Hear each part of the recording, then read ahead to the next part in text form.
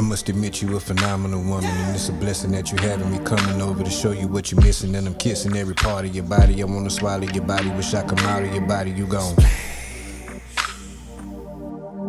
When I'm sucking your toes and licking your hole, promise that I'm taking your soul, and nobody knows the things that I do to you. You gone.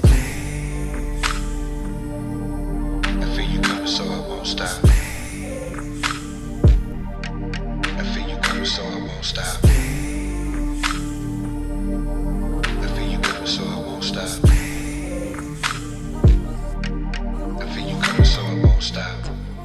Nah, take your time, take your time. I got you. Put your leg right here. I'ma go slow though. Back in the middle of a wonderful feeling, you bout that pussy, so you know I'm a killer. Giving you dick to have you climbing the ceiling. Your body is so appealing, I wanna give you some cheering. I'm playing, I'd rather give you a mean. See you to squirt it all over my stomach, or you a woman with phenomenal plumbing in your abdominal coming because you told me your tubes was tied. I feel you coming, so I won't stop. I feel you coming, so I won't stop. I feel you coming, so I won't stop. I feel you coming, so I won't stop. I must admit the pussy is so addictive, and if you with it, then I'm ready to lick it. You in here smelling like Victoria's Secrets. I mean Victoria's Secrets. I could keep it, just let me eat it, cause you smelling like peaches, girl. Speaking of peaches, have you had yours eaten? I repeat. Speaking of peaches, have you had yours eaten? I'm a freak. Speaking of peaches, have you had yours eaten? I'ma eat. I feel you coming, so I won't stop. I feel you coming, so I won't stop. So I won't stop. I feel you coming, so I won't stop.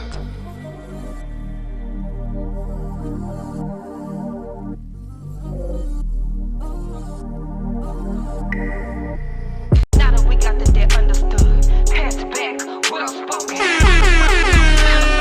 Hand it over, bust it open. Go, bend it, bust it. Go, bend it, bust it. Go, bend it, bust it. Go, bend it, bust it. Okay. Bust it open, girl. Bend it, bust it open. Bust it. Bend it, bust it open, girl. Bend it, bust it open.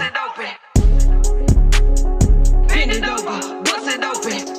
Do your thing, bitch. Bend it over, bust it open. Can you do a split? Bend it over, bust it open. All these rappers gonna sound the same. Bend it over, bust it Your mama open. don't recognize I'm the prize that she need new eyes. Traumatized from other guys, but she thick in the thighs. Otherwise, I don't try. I'm a pimp on the fly, way up in the sky, and I gotta stay high, and she gotta be by. And I mean that I'm on my demon. If your bitch wanna see me, I'm literally on your TV. Not hard to find me, it's easy. Catch me outside in the streets, you can see me. If she choosing, I'ma give it a beefcake like a Stevie. Hold up, slow it down and switch the flow. Fuck her slow, yeah, I'ma show her. Put her legs up on my shoulder. Head first into the ocean. Bend it over, bust it open. Matter of fact, hold it. That ass you holding gon' get your shit swollen. On guard, I seen you the moment you showed up. I'm trying to see how you did what you did. Your body is shaped just like a Coca-Cola. Brown, yellow, gold, mocha. Don't care about the color, just come from the culture. I seen the bitch, mean and thick. I turned to Felicia quick to meet the bitch and eat the bitch. You don't get it and you won't understand that I've been peeing. I can laugh a bitch right over. Bend it, bust it. Go. Bend it, bust it. Go. Bend it, bust it. Go. Bend it, bust it. Bend it, bust it open, girl. Bend it, bust it open. Bend it, bust it open, girl. Bend it, bust it open. Bend it over, bust it open. Do your thing, bitch. Bend it over, bust it open. Can you do a split? Bend it over, bust it open. All these rappers gonna sound the same. Bend it over, bust it open.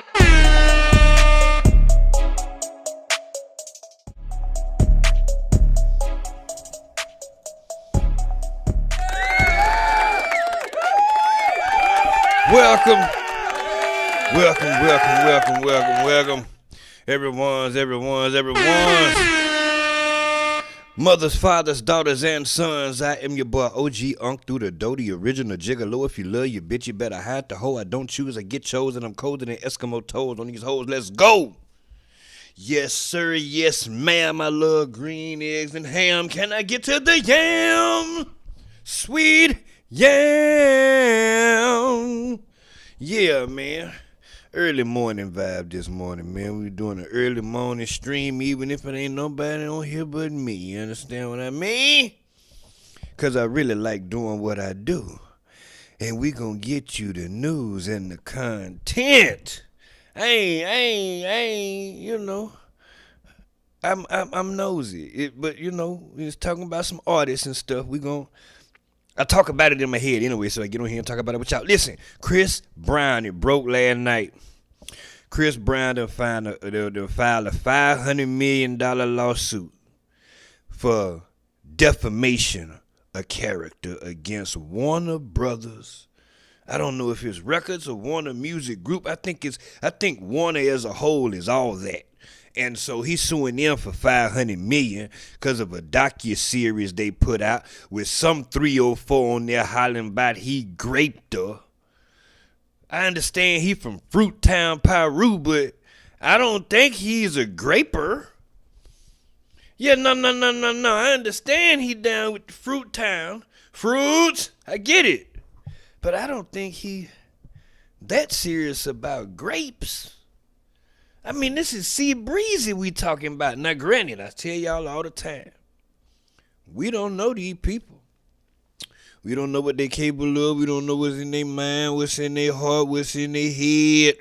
We don't know. So I can't vouch for the nigga or the old. You know what I'm saying? So we're going to talk about that. We're going to go over what happened with that because I ain't read nothing on that. I just seen, a headline, but I ain't read nothing about it. We're going to go over that. Then we got the Keefe D. He was in court today. They was going for a motion to dismiss his trial. He got denied for that. We got Pritchett. Now one of my top flight chat members, they said it the other day in the chat, something about Pritchett, and I looked it up.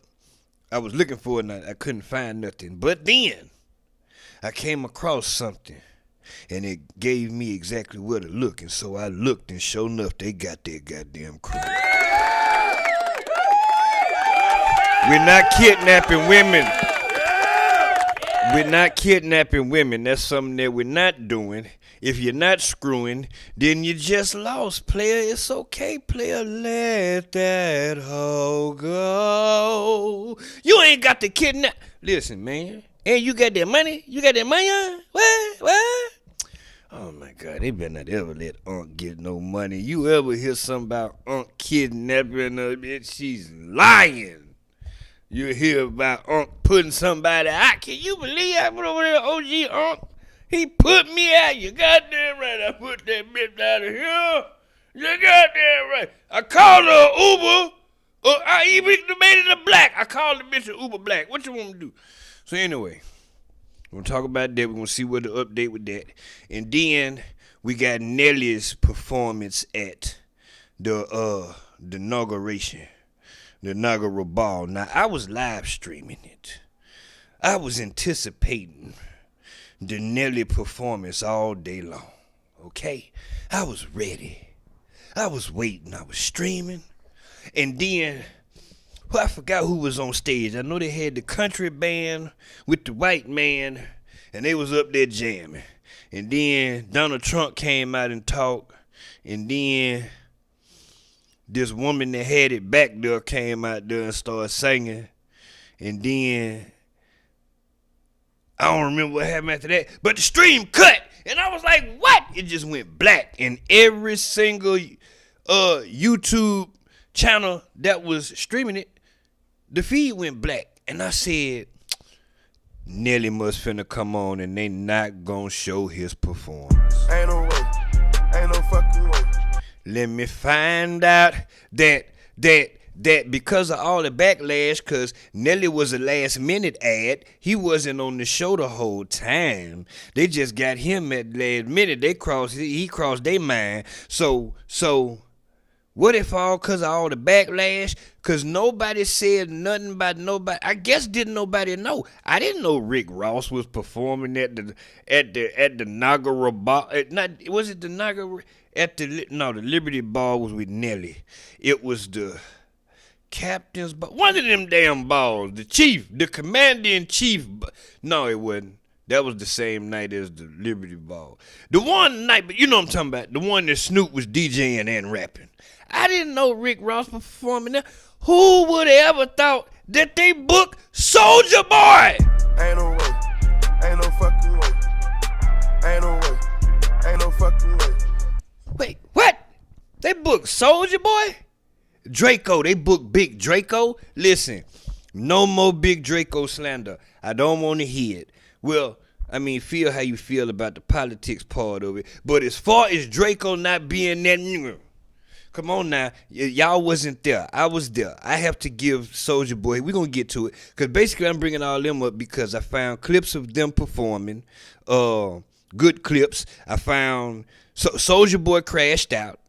About people going off on him and stuff about performing. So he crashed out. We got the clips of that. And then we got Nelly's performance that they posted on the Shade Room, them clips. I'm going to look it up on the Twitter and see if I can find something better. I have not seen any clips of Nelly performing, so this is all a raw reaction to all of this. I'm so upset because I was waiting on this last night and we didn't get it. I was disappointed. Matter of fact, let me look at the Twitter right now before we even go to the Shade. Let me see. Let me go to the Twitter. Wait, what's this on the Twitter I got? They're my saves. So let's go to the Twitter before we go to the Shade. Hold on. And no, you know I can't even forget to give a shout out to them. Yes.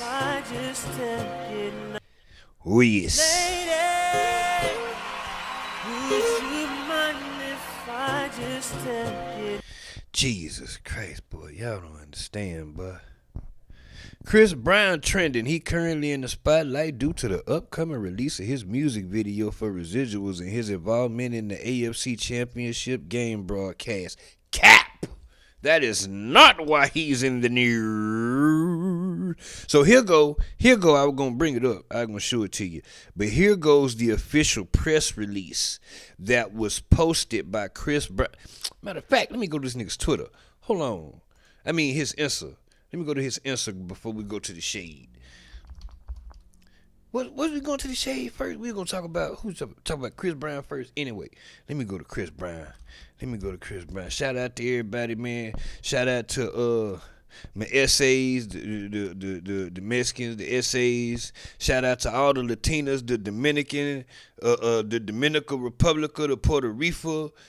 Shout out to all y'all, Afro Latina, all them. All y'all, that's, you know what I'm saying? Shout out to everybody, man. Shout out to USPS, UPS. Shout out, damn it, I had somebody I was thinking about yesterday that I thought about, and I forgot that fast. Is it people we don't think about? The construction workers, man, the people that build the houses, the people that build the buildings, the welders, the electricians, the people that work on the pipes, the plumbers, like the people that lay the pipes, the guys that work the big old cranes downtown that be moving them big long steel beams. Shout out to them. Shout out to all them, the architects that come up with the math. I hate math. I hate math. I know how to count money. That's it. I hate math. Then they coming up with all this geometry and trigonometry. You know what I'm saying? I know about a little trigonometry. You know what I'm talking about? But you know what I'm saying? Shout out to everybody, man. And you know we got to shout out to them.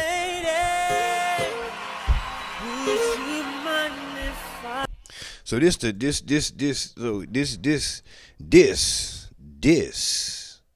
is on Chris Brown's official page. Now I want to go over here and see what we were the TMZ. Chris Brown, I'm not a rapist, sues Warner Brothers for $500 million over docuseries. Let's see. Chris Brown is suing the producers behind Investigation Discovery's Chris Brown, A History of Violence docuseries, alleging the project was full of straight up lies. In new court documents obtained by TMZ, the singer accuses Warner Brothers, Discovery, Ample, and other individuals behind the series of promoting and publishing defamatory claims against him, even after allegedly being provided with proof that their narrative was false. Not only does Brown state that the Jane Doe at the center of the docuseries has been repeatedly discredited, but he highlights he has never been found guilty of any sex-related crime, slamming the docuseries for labeling him a serial rapist and a sexual abuser. He claims they based the docuseries largely on a lawsuit Jane Doe brought against him, adding she later withdrew the suit because it was full of lies. Brown says the producers and the Jane Doe chose to disregard fact in order to defame him and his reputation, which he says he spent over a decade repairing. Y'all remember when he beat up the little big forehead girl in a Lamborghini? I ain't gonna say her name. They said it, got me. The singer claims he's taking accountability for his past mistakes, including the physical assault on ex-girlfriend Rhea, and has grown from them, and slams a history of violence producers for pushing an old narrative in the name of fame and fortune. Ridiculous. This is absolutely a travesty if such things are happening. But that's what happened when you're a celebrity.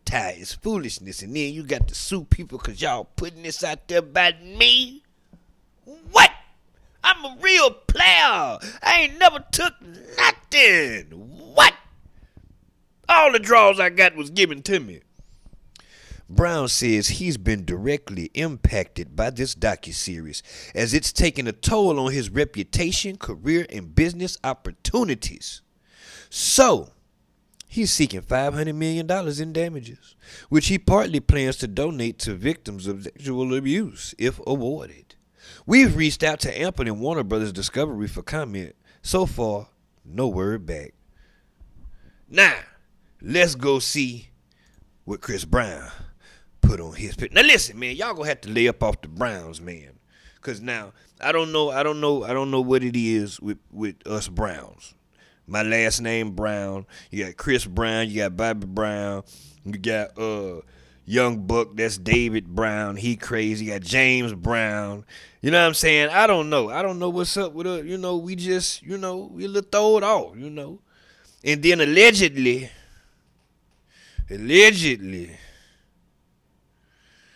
they say that boy like,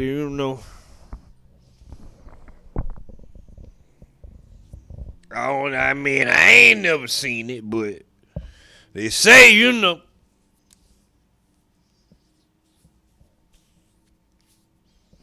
So, but if that's the case, he functioning like a mother for immediate release. Now, what I find interesting, it's a Dallas number on here. Contact information. Further, McCathern.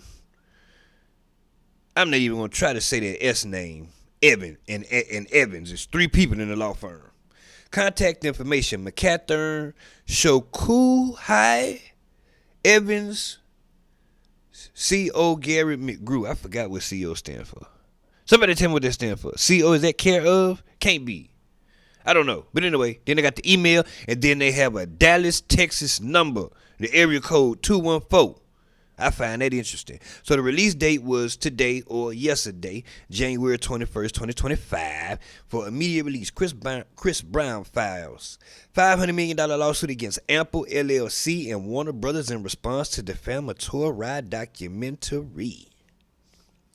Los Angeles, California. McCathern, Shukohi, Evans attorneys, Levi G. McCathern II and Evan Selick are representing singer-songwriter and rapper Chris Brown in a $500 million lawsuit filed on January 21st, 2025 in the Superior Court of Los Angeles against Ample, LLC, and Warner Brothers, along with individuals responsible for producing Chris Brown: A History of Violence. Now, I tried to find the paperwork on this.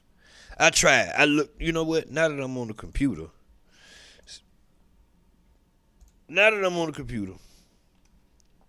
hold on. What are those? Los Angeles. It's the Superior Court. Hold up. Los Angeles Superior Court. Case access. Let me see. I don't have no case number. We don't have that. Let me see if we can find. Let me see if we can find. Cause I'm trying to find the paperwork. I want the paperwork. I'm trying to have a paperwork party. You know what I'm saying? I think you got to pay for this.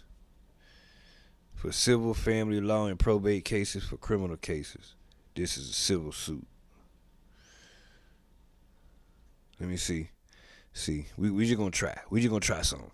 But I think that you got to pay for this. And yeah, no. I definitely wouldn't do it on stream. Okay, continue as a guest. Enter the party. Okay, let's see. Brown. Damn it, this shit gonna automatically put my name up there. Hold on, I got to do something about that. I don't need y'all. I don't care about y'all knowing my first name. Shit, y'all figure it out anyway. One of these fucking days. Let's see. 120, 125. I tried to find this shit earlier on my phone.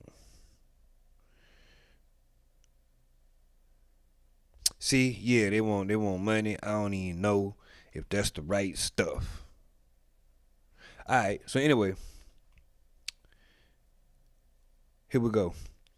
Despite being notified of the false and misleading narrative accusing Mr. Brown of heinous acts, including sexual assault and evidence tampering, allegations that had been discredited in court and dismissed as baseless, the defendants released a documentary on October 27, 2024 without regard for Mr. Brown, prioritizing profits over journalistic integrity. In doing so, they sensationalized, debunked claims to drive viewership and revenue, recklessly damaging Mr. Brown's reputation and spreading false information to the public. To be clear, Mr. Brown has never been found at fault for any type of sexual crime. So basically, they took the documentary and then they got the hold of the lie and then they put it out so they can get their big piece of the pie. God damn. Ain't no way. Ain't no fucking way. Ain't no way. Ain't no fucking way. Boy, I'm telling, boy, these people just do what they want to do with your name and your likeness nowadays, boy. Damn it, boy. Shit, I hope I'm ready for this. I'm just trying to make a couple dollars. I don't want to shit. Anyway, central to the documentarized narrative is Deja Chantel Frank. Put the whole identify. They put the whole information out there. Identified as Jane Doe in the film. Wait a minute. So in the film they call her Jane Doe. In this right here they exposed her name. They ain't playing no games. Look this hoe up. She crazy. Hold on.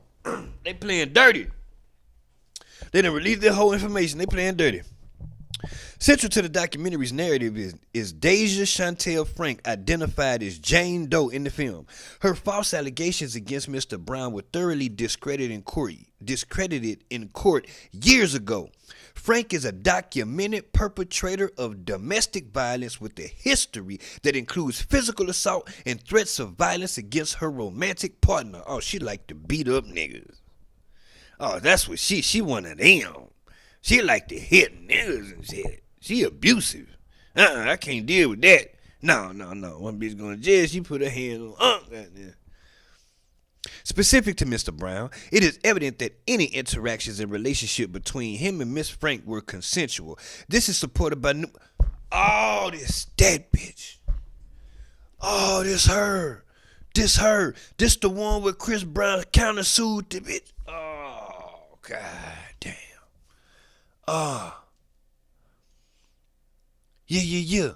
Yeah, cause he kept the receipts. This is supported by numerous texts and voice messages sent by Miss Frank to Mr. Brown, in which she actively pursued a relationship with him. She sure did, telling him how good it was and she want to get it and get. Oh, what? Oh man, she was on that game, man. She was wildin', man. I might have to pull it up. It is perplexing that these production companies would elevate her discredited claims over the truth established in a court of law.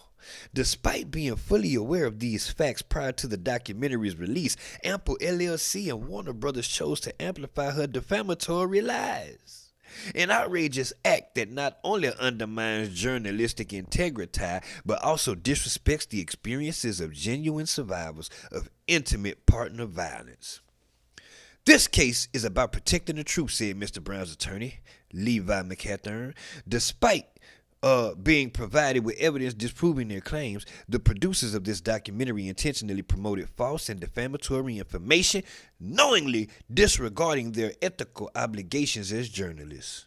Their actions undermine not only Mr. Brown's decade-long efforts to rebuild his life, but also credibility of true survivors of violence. Through this legal action, Mr. Brown seeks accountability and aims to stand against the exploitation of information for personal gain. Additionally, a portion of the $500 million will be donated to survivors of sexual abuse. His 2017 documentary, Chris Brown, Welcome to My Life, remains the definitive account of his experiences and growth. Damn it, man. Ain't no way. Ain't no fucking way. Ain't no way. Ain't no fucking way. Give it up for the people that wrote it. Yeah, he paying them some money. That was well written right there, boy. That was well written right there, but the whole thing is, because I think they got a video. I'm finna go back over here to TMZ to see, because I think they got a video, a little clip of the snippet of the thing. This it right here. This it right here, the trailer. This it right here with the trailer. Yeah. Let's look at the trailer. Look at this dude. Look at this dude. I'm sorry. Pause, no homo, no diddy. No disrespect to nobody. It's a good looking man right there. Is that not a good looking man right there? And he light skinned, son of a bitch. And that mother like a light skin. And he can dance. He can stand in one spot and flip. What? What do you need to take something for? He'll stand right here right now and do a front or back flip, whichever one you want. Just name it. He can even twist. Like, what we talking about here? I just don't, I can't fathom.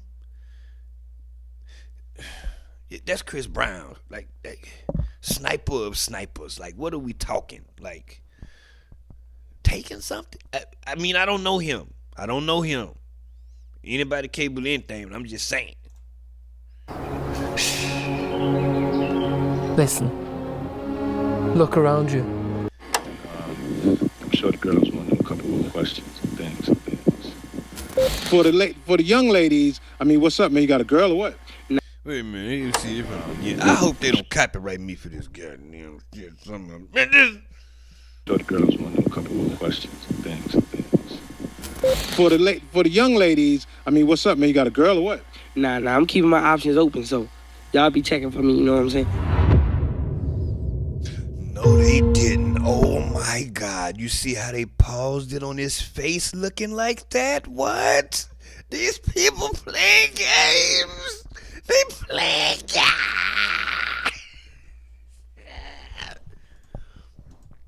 Y'all be checking for me, you know what I'm saying? Oh my God, they play a game. They play games. Sue these niggas, man. Sue them. Thank you so much. That's the type of stuff will get you in trouble. Sue these niggas. I'm gonna have to pause it to say what I say just in case I gotta erase the damn audio or something, man. Sue these niggas, man. Player.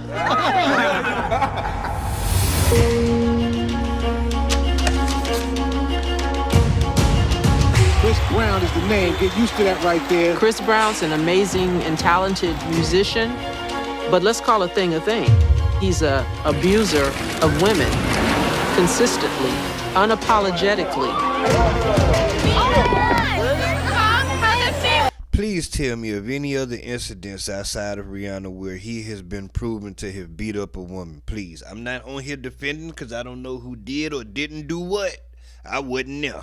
All I know is what I did. But I'm just saying, because I don't keep up with all the news. I live on my own planet. So if he done been accused of some other abuse, let me know in the comment. You feel like a man? Did Chris pull a gun on that girl? When is your hearing for your restraining order? There's a long list of various different women Being pretty upset. Are you sure you don't really follow victims advocates? Have them come talk to you? who've accused Chris Brown of assaulting them. Singer Chris Brown has been detained in an alleged case of rape. He has an audio. Fuck out of here. All them court dates wouldn't. Oh, they playing games. You're not gonna tell me all them court dates was for abuse of women. I'm not going. I know for sure he'd have been to court 37 times for some other stuff. I know it. Audience full of assault deniers. Stop the cap. That's what that last word should have said. Cap. Stop the cap. No, I have not spoken about this matter publicly, but that's the only way that he can be stopped. Fuck out of here. Fuck out of here with this shit. Fuck out of here with this shit. They made this shit, boy. They made this shit. But see, listen. This is what I want y'all to peep, right? So y'all seen that? You seen they blocked the hole at the end, right? They did this for a reason. They put out here for a reason. Central to the, just in case you haven't seen it, we want you to understand that central to the documentary's narrative is Daisha Chantel Frank, who is identified as Jane Doe in the film. So if you haven't seen it, this the person that they talking about. Look her up. If you have seen it, this the person that they was talking about as Jane Doe. Look her up. This the same hoe we went to court and we proved it. This bitch crazy. What? Yeah. No. Check that out. Then come back and holler at me. Hey, big dog, we need 500 of them. We need 500. And you know what? I'm getting so much money. I'm so player, and I'm so serious about this here. I'm gonna give most of the money away to help the people that really need it for real. Because I got money. I'm good, but also these people need to learn a lesson. Don't mess with me. I'm a blessing. You understand me? Pay up. I'ma do the right thing to the people that really need the help, because y'all putting me on blast on some goddamn women that something you didn't even have, nigga. We got the court document, nigga. What's happening? I don't look that hoe up. You look that hoe up, see what she look like. There's somebody that he actually smashed. That's the thing now. He actually smashed her now. But it was consensual now. It was consensual. D-A-I. Shit. Hold on. Cause my mind all over the place. See how to spell this whole name.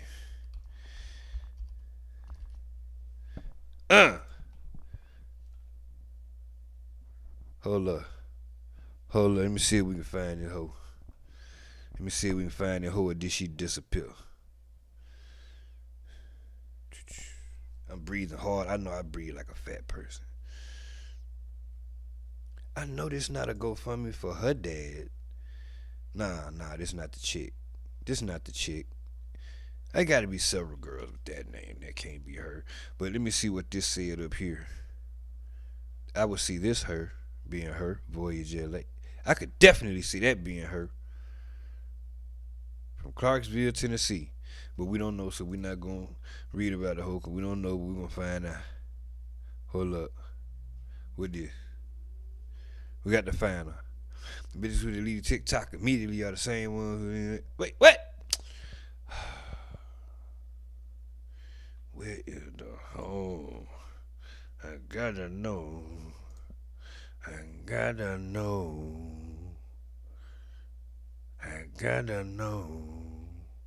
Who is the hoe?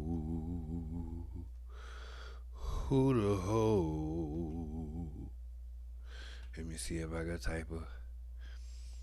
See if I can get her name in the Twitter. God damn it. Who the hoe? I need to know.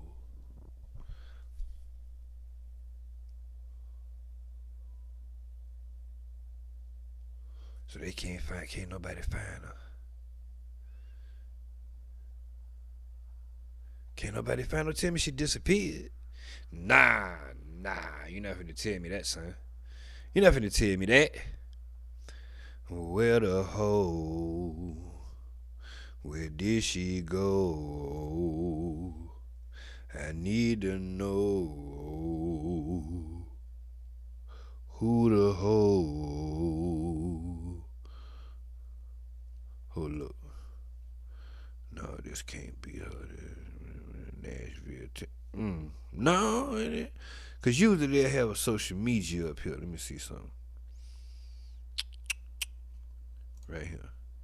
Nope. No information. No information. Who the hoe?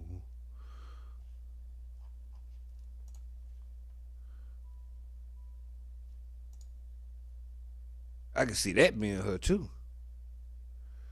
I don't know. I don't know. I don't know. Let me see. Wait a minute. What? Man, come on, man. What? I don't know. I don't know. I don't know. But she got to be pretty. Whoa. I know. What?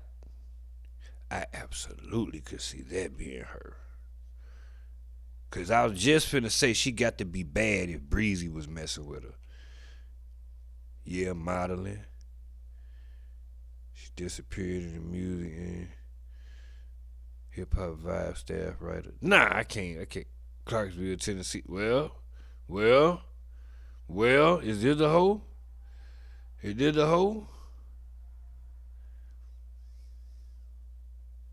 Cause she find the money and she got it back there. Wait a minute. Wait.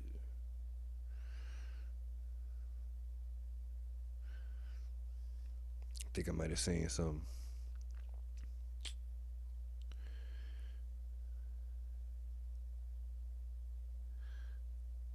Yeah, nah, I don't know. I don't think this her.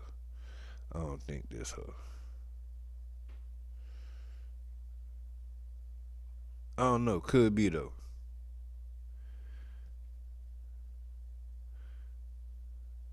Yeah, she got it back though. I wish I could see a better pitter.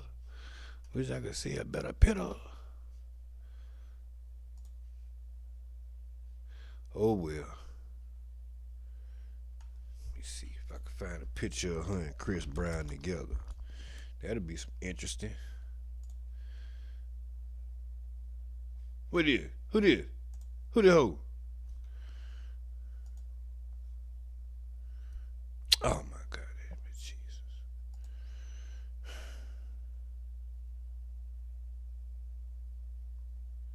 Okay. We can't find the hoe. I'm gonna let it go. But either way, I believe it's cap. I don't believe. Yeah, I don't believe. But then again, I don't know these niggas. So that's all I got on the Chris Brown thing. I just they proved the whole. I could pull up the text messages and all that, but I don't feel like going down. How long have I talked about this shit already? Yeah, nah, it was long enough. Move on to the next one. I don't think he did it. And pull it up. You can look it up for yourself. They got it in court, and yeah, the whole lie. He was smashing her. It was consensual. She wanted more. She enjoyed it. She wanted a relationship. He was like, nah. She got mad. Typical. So anyway, where was I going? To the shade. Yeah. My next, we're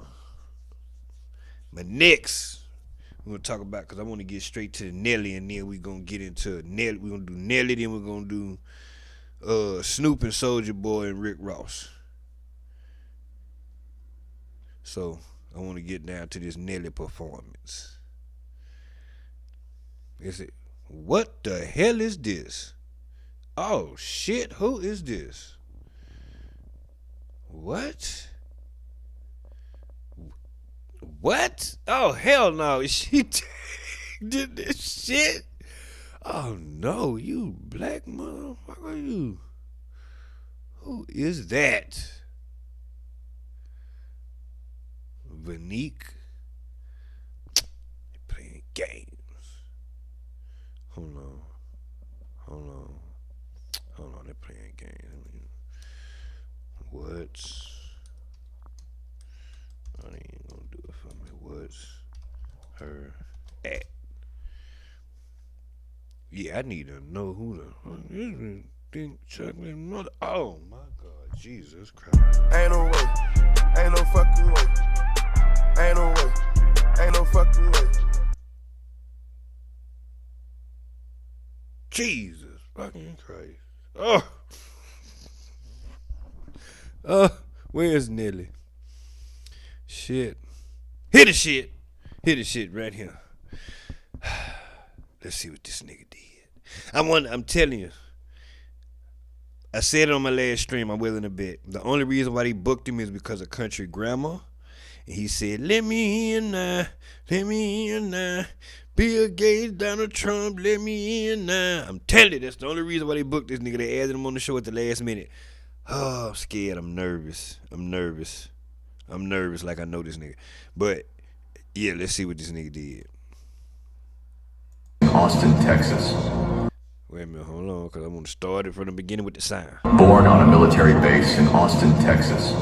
Raised in the heartland of this country, St. Louis, Missouri. Father. Ain't no way. Ain't no fucking way. Ain't no way. Ain't no fucking way. No, this nigga dead. Now, I ain't never been to no Nelly show. But I'm willing to bet he ain't never started no show with no intro giving his life story like that. A bio. Born on a army base in Austin, Texas. Raised in the mean streets of St. Louis. Home to the family of military men. What? Born on a military base in Austin, Texas. Raised in the heartland of this country, St. Louis, Missouri. Father, grandfather, uncles, aunts, cousins, all serve the country. He has entertained our troops all around the world. Only in America can you come from the streets of St. Louis to the White House. Oh, this more American. No. There's so many things I want to say. I can't even get my thoughts together. Wait a minute. He heard the backlash.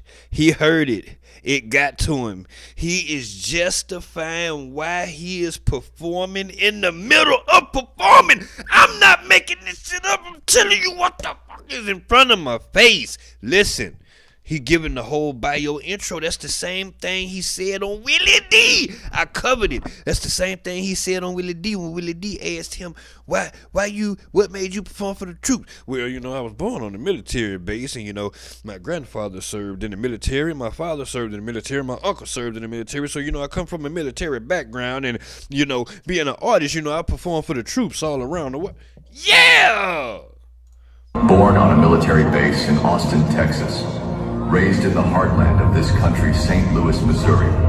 Father, grandfather, uncles, aunts, cousins, all serve the country. He has entertained our troops all around the world. Only in America can you come from the streets of St. Louis to the White House. There's nothing more American than Nelly. What?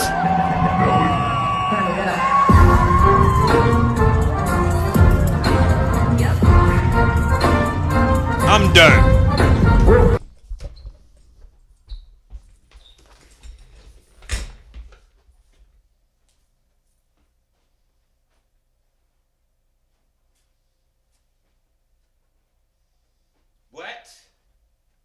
What? If this nigga ain't the tap dancing of the tap dancingest, if this ain't the tap dancing of the tap dancingest, what? What happened to why it ain't playing? What happened? Please pause for a moment of silence as our hearts go out to those affected by the LA fires. Thank you. 3, 2. Born on a military base in Austin. Oh my God, this nigga is Panda Bear. Oh, he pandering. This nigga's play. That's why they cut the motherfucking stream last night. They didn't want us to see this in real time. That's what it was. This nigga is up there calling. What? What? In Texas, raised in the heartland of this country. No. Born on a military base in Austin, Texas. Raised in the heartland of this country, St. Louis, Missouri. Father, grandfather, uncles, aunts, cousins, all served the country. He has entertained our troops all around the world. Only in America can you come from the streets of St. Louis to the White House. There's nothing more American than Nelly. Nelly.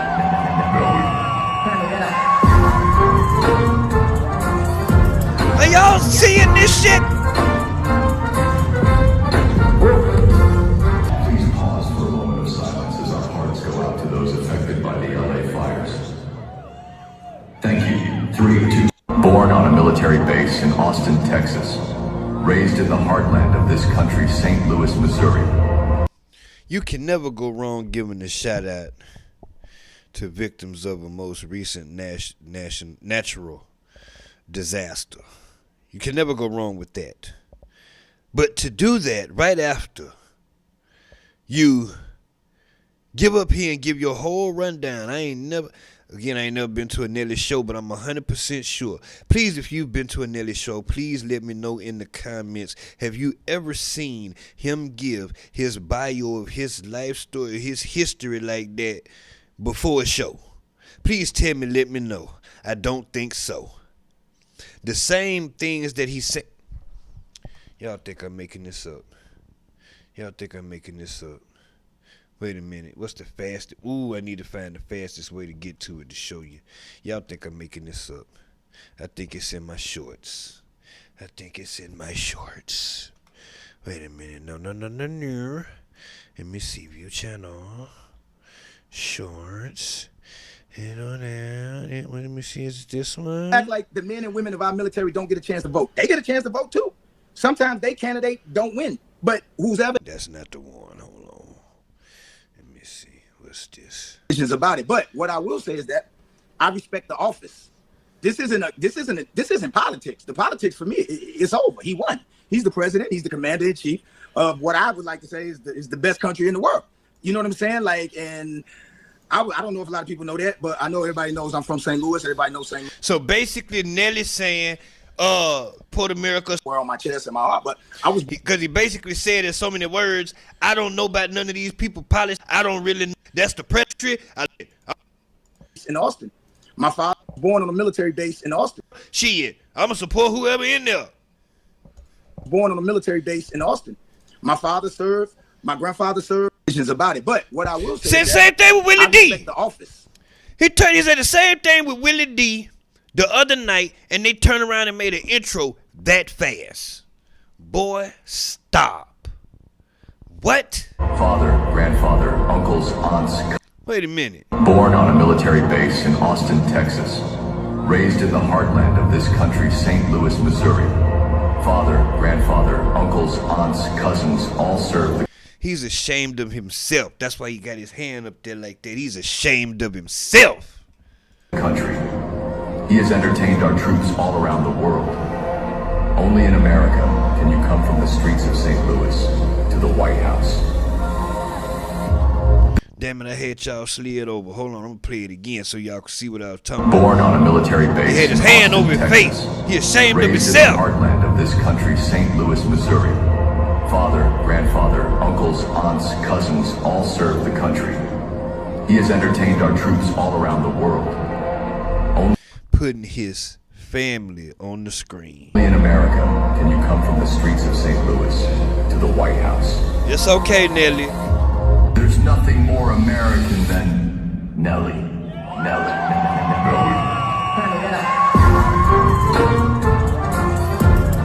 You know what? All that other stuff, that's cool. This right here, though. Really? You had to do the national anthem with the hip-hop beat and do your little shuffle?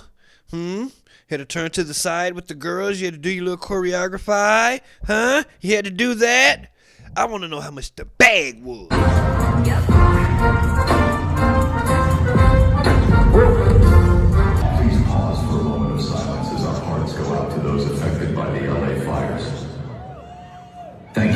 3, 2, born on a military base.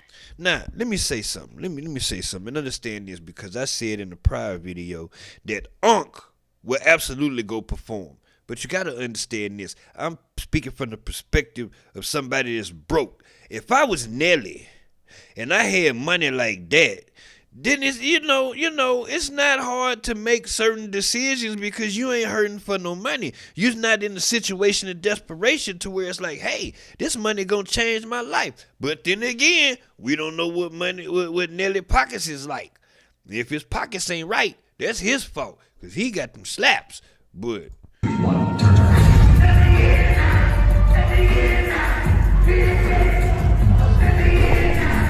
Motherfucker, didn't I tell y'all? Didn't I just goddamn tell y'all that they booked that nigga for that reason? He was a last minute addition and they put him up there with that and they just goddamn thing started with, goddamn it. Ain't no way, ain't no fucking way.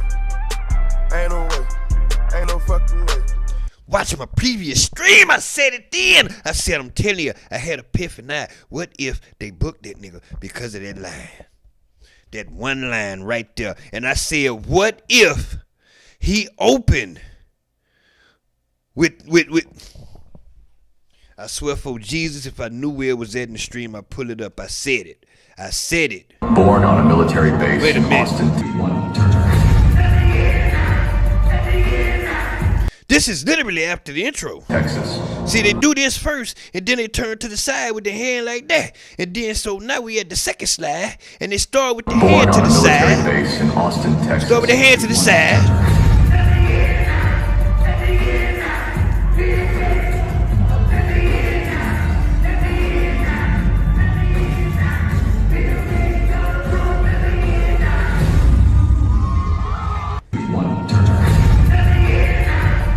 I swear for Jesus, if I go to these next slides and there's no more performance, I said on my stream, what if he come out there and say that one line and that's it? I swear on my dead mama, I said that. That better not be what happened. I'm going to lose my mind in this fucking house.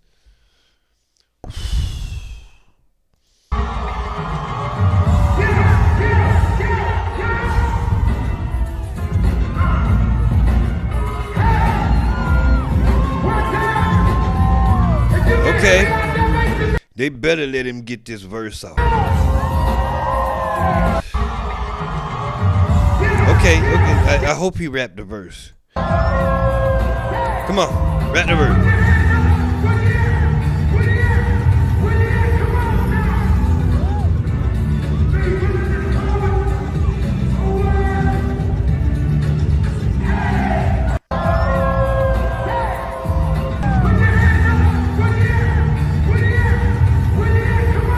Pitiful, pitiful, pitiful, pitiful, pitiful. That's the only song of this. That's the only part of that song he performed. He performed other songs, but he opened with that. I wish I knew where I said it at in the stream. I swear for Jesus, I would pull it up. I called it. All right. That's all I got on the Nelly performance, because that's all they showing us. So now let's go over here to get some of these replies. Oh, yeah, this SOULJA. Wait. We got SOULJA Boy crashing out. I want to start with that. I want to start with SOULJA Boy crashing out over people going off on him. Now, SOULJA Boy, I absolutely understand him accepting the bag, but he should have a little money too now. He got some producing credits and all that, so he should have some money on it. Let's see what they're talking about. Nigga, they paid me a bag, nigga. Obama ain't never put no money in my fucking pockets, nigga.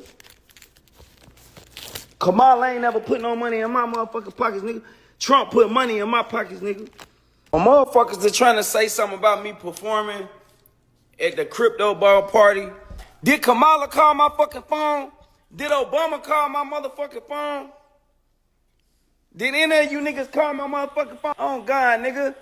The fuck you mean, nigga? I do what the fuck I want, nigga. Trump called my phone, nigga. It wasn't even a Trump event. Trump wasn't even there, nigga. Y'all so worried about he performed, him, Snoop Dogg, Rick Ross. Kamala, you ain't even win, bitch. Obama, you ain't called my fucking phone, nigga. Y'all suck my dick, nigga. Y'all want me to not answer the phone? Wait, he's snapping. Ain't no way. Ain't no fucking way. Ain't no way. Ain't no fucking way. No, Big Draco ain't playing no games. He going. Him, Snoop Dogg, Rick Ross. Kamala, you ain't even win, bitch. Obama, you ain't called my fucking phone, nigga. Y'all suck my dick, nigga. Y'all want me to not answer the phone of the fucking president, nigga? This is the president of the motherfucking United States, nigga. Trump wasn't even there, nigga. It wasn't even a Trump event, nigga. It was the crypto bar for crypto, nigga. Nigga, y'all can suck my dick, nigga. Cancel me all day, nigga. Fuck y'all, nigga. Fuck y'all, nigga.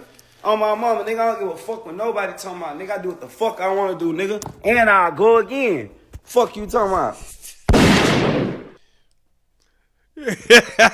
Stand on it then. Stand on it then. You can't do nothing but respect that if he gonna stand on it.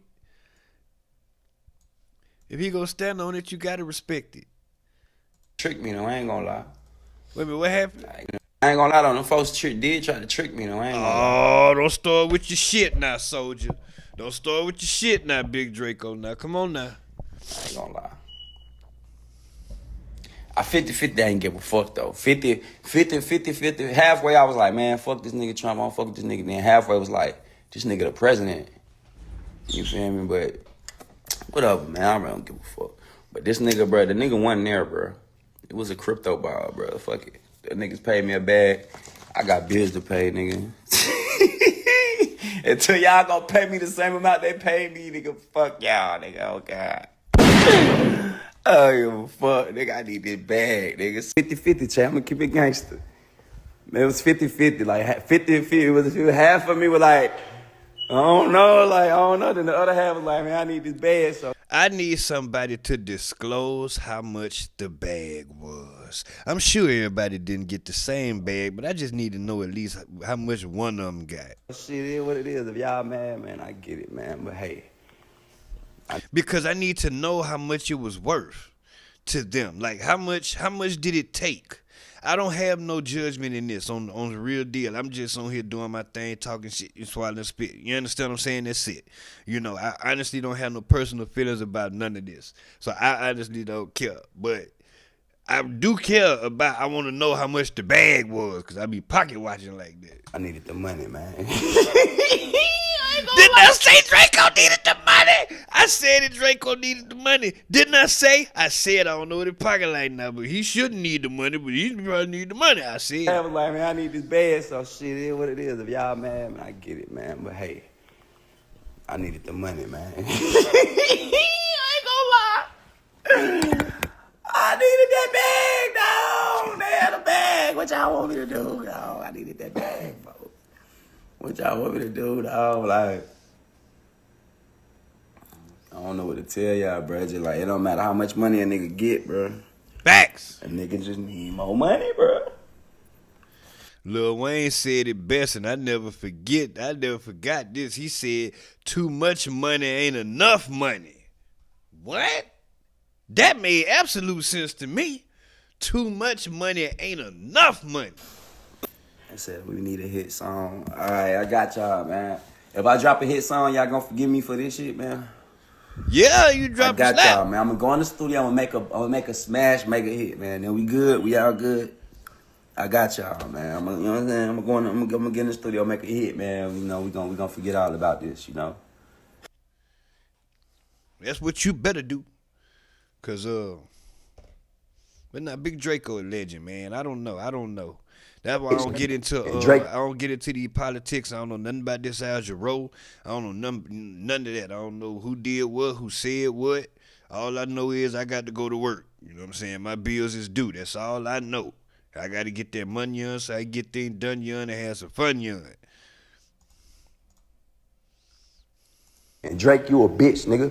You can't even come to America and talk to the fuck, boy. Wait a minute. I wasn't expecting that. Shots fired. And Drake, you a bitch, nigga. Oh, I mean, he is with what he doing right now, but you know, I wouldn't expect it. And Drake, you a bitch, nigga. You can't even come to America and talk to the president. Fuck, boy. Stay in Canada where your bitch ass belong at, nigga. Did Drake say something? You's a bitch. And the rest of y'all niggas stop playing with me, nigga. On my mama, nigga. Fuck around with y'all pussy ass folks. Y'all got me fucked up, nigga. God, who y'all think won that battle, Kendrick or Drake? Kendrick? I ain't gonna lie, bro. That's what that smoking do to you. Bitch. Trust me, I do it. You watch my stream, I be spitting all the goddamn mucus, boy. It's smoking to do it, boy. Yeah, niggas, bro. Don't smoke. That's another thing I want to say real quick. Quick intermission, real quick. Fellas, men, please, especially if you're getting to my age, look out for your health, okay? Start eating better. All them fried foods ain't good for you. All that sugar ain't good for you. All that pop and stuff. Drink some water. Go to the doctor. Get checkups, man.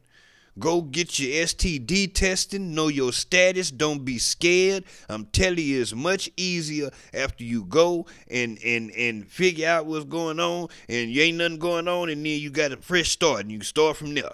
And then don't make no more irresponsible decisions past that point. You'll be all right. You know what I'm saying? Start taking care of yourself out there. You know? Them pills. Leave them pills alone. I got stories for days about them Ergosets and them, you know, how they going on, and you know, I can tell you about, boy, I got some stories I'm telling, I promise ain't none of y'all did it like me. I did it to the extreme. I did it to the highest level. Ain't none of y'all did it like me, I promise. I got receipts. I got people that can vouch for me. I'm surprised I'm still alive. For real, I should have been done OD'd somewhere. But that's another story for another day. So, with that being said, I'm sorry, him coughing up that mucus and spitting made me think about that. And because I do it and smoking, and it made me think about smoking, it just made me think to tell y'all, brothers, men, Mexicans, white men, it don't matter, whatever. Men, ladies, people, please take care of yourself. Men, go get you some money. You ain't got no job, go find you a job, nigga. Don't matter what you're doing, you start loading, you move up. Cause y'all the type of niggas that sue niggas. Y'all hoes. Y'all some niggas like Drake, bro. Y'all the type of niggas that lose a rap battle and go sue a nigga. Or y'all the type of niggas that go broke and go sue a nigga. I'm a real gangster, bro. I can never sue a nigga. Unless you a bitch ass nigga and you just did some bitch ass shit.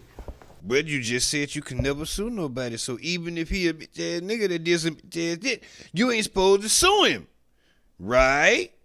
Right. Just like you're not supposed to snitch, even if it's on your worst enemy. Even if he a bitch ass nigga.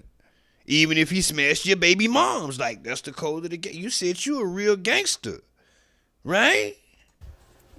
Unless you a bitch ass nigga and you just did some sue a nigga. Or y'all the type of niggas that go broke and go sue a nigga. I'm a real gangster, bro. I can real never gangster? sue a nigga. I could never sue a nigga. Unless you a bitch ass Unless. What? Y'all the type of niggas. Ain't no unless. Niggas that lose a rap battle and go sue a nigga. Or y'all the type of niggas that go broke and go sue a nigga. I'm a real gangster, bro. I can never sue a nigga. Unless you a bitch ass nigga and you just did some bitch ass shit. But like, nigga talk about my beat sound like yours. Man, get your pussy ass on, boy. Get your broke ass on. Then you.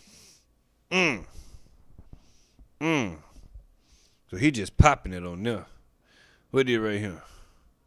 What did Kamala Halla? What are you talking about? Kamala win. But I will say, this what I will say. Fuck y'all for not letting Kamala win. Shit, if y'all so anti-Trump, why the fuck Kamala ain't win then? And why the fuck she ain't called my phone and have me there? If I would have been there, she would have won. There, I said it. Fuck you talking about? Ain't no way. Ain't no fucking way. Ain't no way. Ain't no fucking way. Boy, Meg the Stallion up, that's a fire-ass chair that nigga got right there. What? That chair is fire. What's the name of that brand? Was it Spray Ground? Yeah, but they had Megan up there shaking it. And that didn't do it. Fuck you talking about, nigga? Y'all just mad because them folks called my phone and I turned that bitch up and I got a bag, nigga. If they would have, if she would have, if Kamala would have called my phone, she would have won, nigga. Fuck you talking about? I'm SOULJA boy. I got the most influence in America, nigga. Fuck you talking about? That's what y'all get. You should have called me, bitch. Fuck you talking about? You called Beyonce, you lost. You called Megan Thee Stallion, you. Bro, you right. Beyonce did go. Did Beyonce perform? I don't recall. Because, again, I don't know nothing about this algebra. I don't know nothing about the politics. I can't remember who all performed, who did what, said what. I don't know nothing about no policies. Don't ask me nothing. But we can talk about some music. And did Beyonce perform is what I want to know. I know Meg performed, because that was all over the place, boy. She was up there. I might have to play that. But she was, I could never touch her, though. No, she good to look at. Lost. All the folks you call, you're still lost. So I don't want to hear shit until she win. Y'all so mad at me. Why y'all ain't vote for her? But I will say this: what I mean, he do got a legitimate point.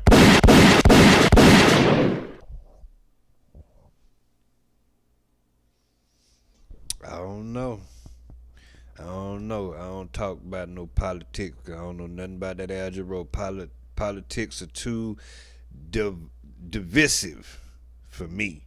People breaking up friendships and stuff. Now, I came across this. I thought this was pretty interesting. And somebody said fans noticed Snoop went quiet on Trump after Death Row co-founder Harry O got a presidential pardon. Michael Harris, founder of, I think I did see something about that. Nothing but love and respect for the rapper Snoop Dogg did a U-turn on his opinion about Donald Trump, saying he has nothing but love and respect for the former president following years of staunch criticism. In an interview with London's The Sunday Times over the weekend, the Gin and Juice rapper was asked about his thoughts on the GOP frontrunner in the upcoming presidential election. He replied by praising Trump, mentioning the former president pardoned Michael Harry O. Harris, a former associate of Suge Knight. Hold up. Let me read this. The official Harry O. That's definitely him. Michael Harris, founder of Community First Action, celebrates the A1 founder of steadfast supporter the next president of the United States, Donald J. Trump, November 15th, 2024. So he pardoned him? See, so when I seen this, I said it made sense to me. It's not just about the bag. It's deeper. I just put it together. God damn it. I said it on my other stream. I said, what if it's something going on behind the scenes with some politics that we don't know about? I completely forgot that Donald Trump pardoned Harry O. I believe that is true. Donald Trump, right? Now I'm going to tell you why this comes together, because supposedly Harry O put up $1 million for Death Row to get started. Snoop Dogg thanks Trump for pardoning Death Row Records co-founder. Oh, yeah. Yeah. It say it right here. He gave Suge Knight $1.5 million to help start the seminal hip-hop label. Because if Harry O didn't give the money, then they don't go. And Snoop ain't Snoop. I told y'all. It was them politics, baby. I told y'all.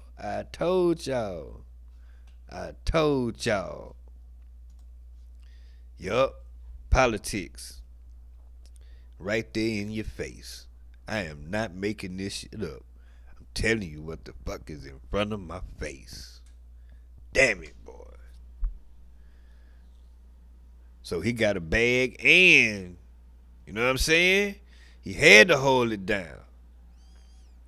He had to, man. That man, ain't no telling, that probably was some type of play in the works. Like, listen to Snoop. I love Snoop. I love Snoop Doggy Dog. I love Snoop.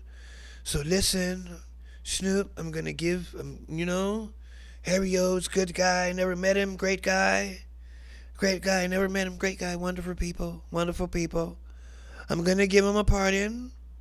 I understand he's in there on some pretty heavy charges. Pretty heavy charges. He's in there. But we're going to get him out. No worries. When I win the next election, Snoop Dogg, you're going to have to perform for me, okay? All right? Cool. All right. Snoop, going to get him out. That's what happened. Yeah. This right here was SOULJA, but it's the whole live. SOULJA Boy crashing out. All I care about is this money. Wait a minute. It's about the dead presidents. I only presidents that's dead. So my only dead president. I ain't mad at that. I only give a fuck about the presidents that's dead. Yeah. Oh God. I really don't give a about Trump. I really don't give a about you. I really don't give a about Obama. I really don't give a about my damn self. So you think I give a about y'all? Not the Tupac Juice reference. Ain't no way. Ain't no fucking way. Ain't no way. Ain't no fucking way. I don't give a fuck about you. I don't give a fuck about Steel. I don't give a fuck about Raheem. I don't give a fuck about my damn self. What? So, he think he Tupac. All I care about is this money. You talking about, nigga? I can eat. All y'all can. On God, right now, I want suck my.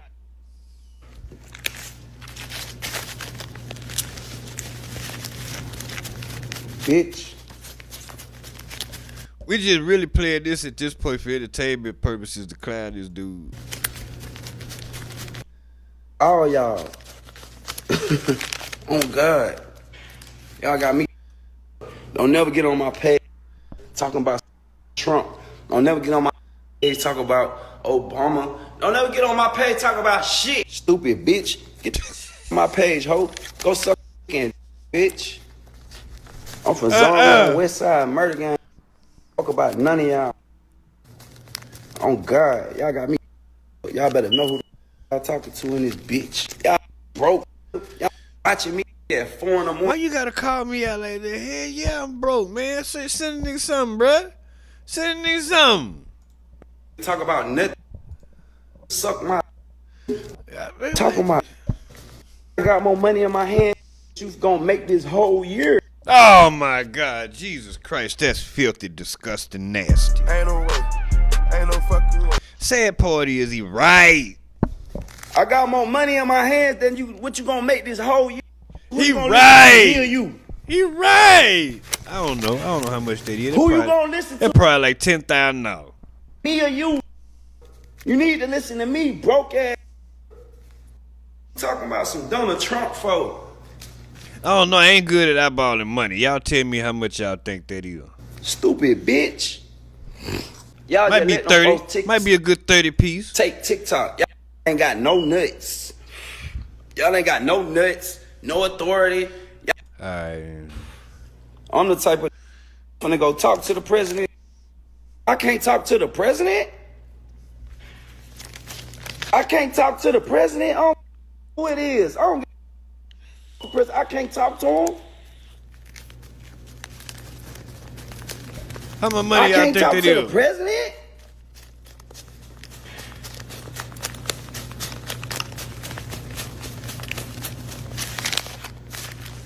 Right.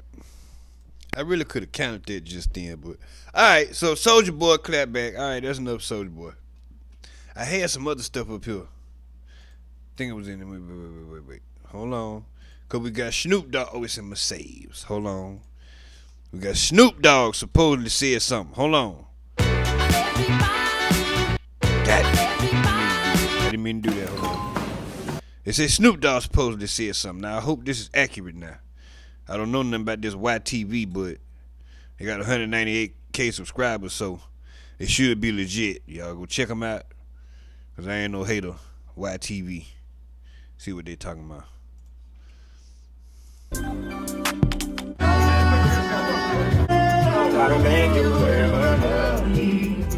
Not like you said you did.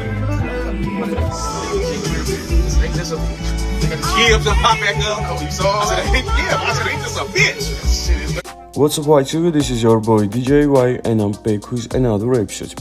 Guys, you already know that absolutely everyone in social media is talking about Nelly and Uncle Snoop Dogg performed at Donald Trump's Man, what the hell? some big and major things. Donald Trump to sign. God bless him. Man, get the hell out of here with that. Snoop ain't said nothing. A 17. Snoop ain't said nothing. This shit up. Snoop ain't said nothing. Ain't said a word. Now, D.L. Hughley had something to say. Fans would express their disappointment and ask why these artists would accept the gigs from the future president, Donald Trump, especially considering most of Trump's supporters probably don't listen to Snoop, Nelly, or Rick Ross. Well, after hearing all the backlash online and in the mainstream media, Nelly would defend his decision to perform during a conversation with rapper Willie D. "I'm not doing this for money. I'm doing this for social media users who would ridicule propping up white supremacy." Oh man, it's just a pose. I thought the video of him talking, they playing game. This Snoop, what is it? User, a girl has... Oh man, they ain't got nothing. He ain't said nothing. Alright, I digress. Shit. That's pretty much it. Oh no, wait. Hold on. Yes, the BTS.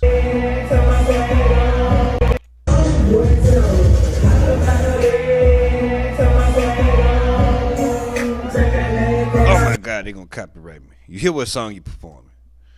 How about the big and money? Oh, I get my swag on. What song is this? Take a look in the mirror, say what's up. Hey, hey.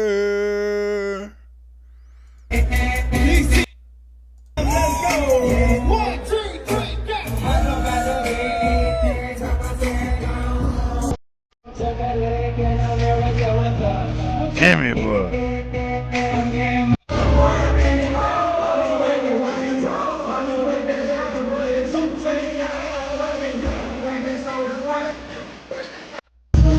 Now let me tell you something. If we being all the way honest, I'm talking trash. I wish I had a Yule or something that came out 37 years ago and I could still perform it today. What? I think Rick Ross had something to say. Performing.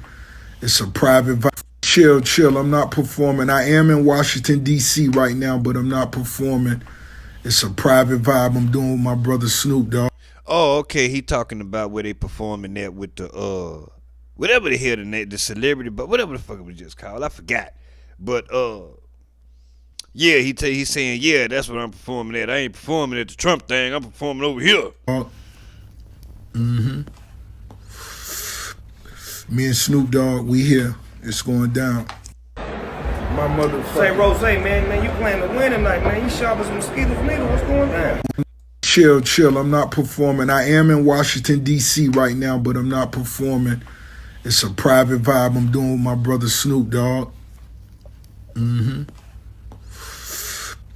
and Snoop Dogg, we here. It's going down.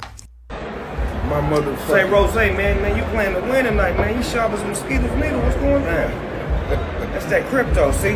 They let a real crip up in the crypto ball. Ooh. Bang, bang. Where my dogs at? I got that Nazi burger.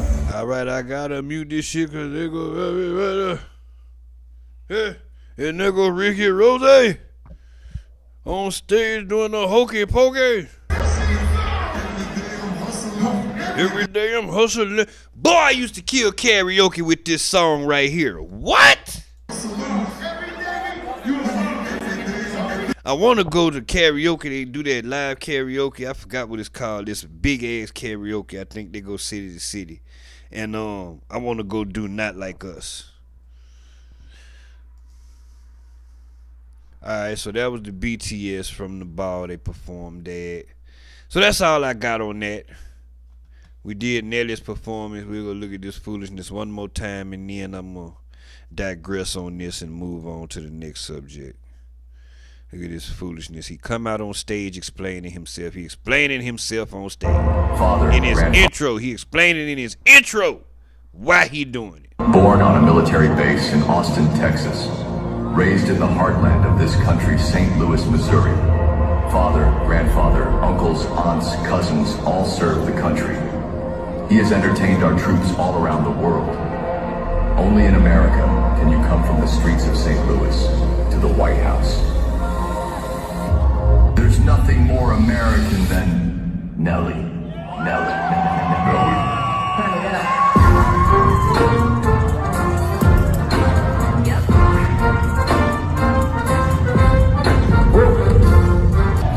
He ain't into that damn performance. To those affected by the LA fires. Thank you. 3, 2. Born on a military. Now let the cooning begin.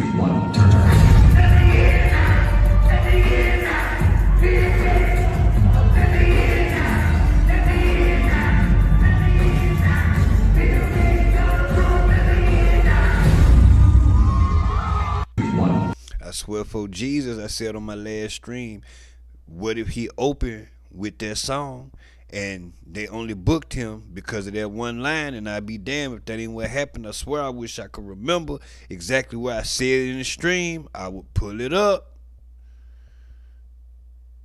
But anyway, moving on. What else I want to talk about? Let me look and see what I got in my description. We got Keefe D. I'm trying to make sure I covered everything I got.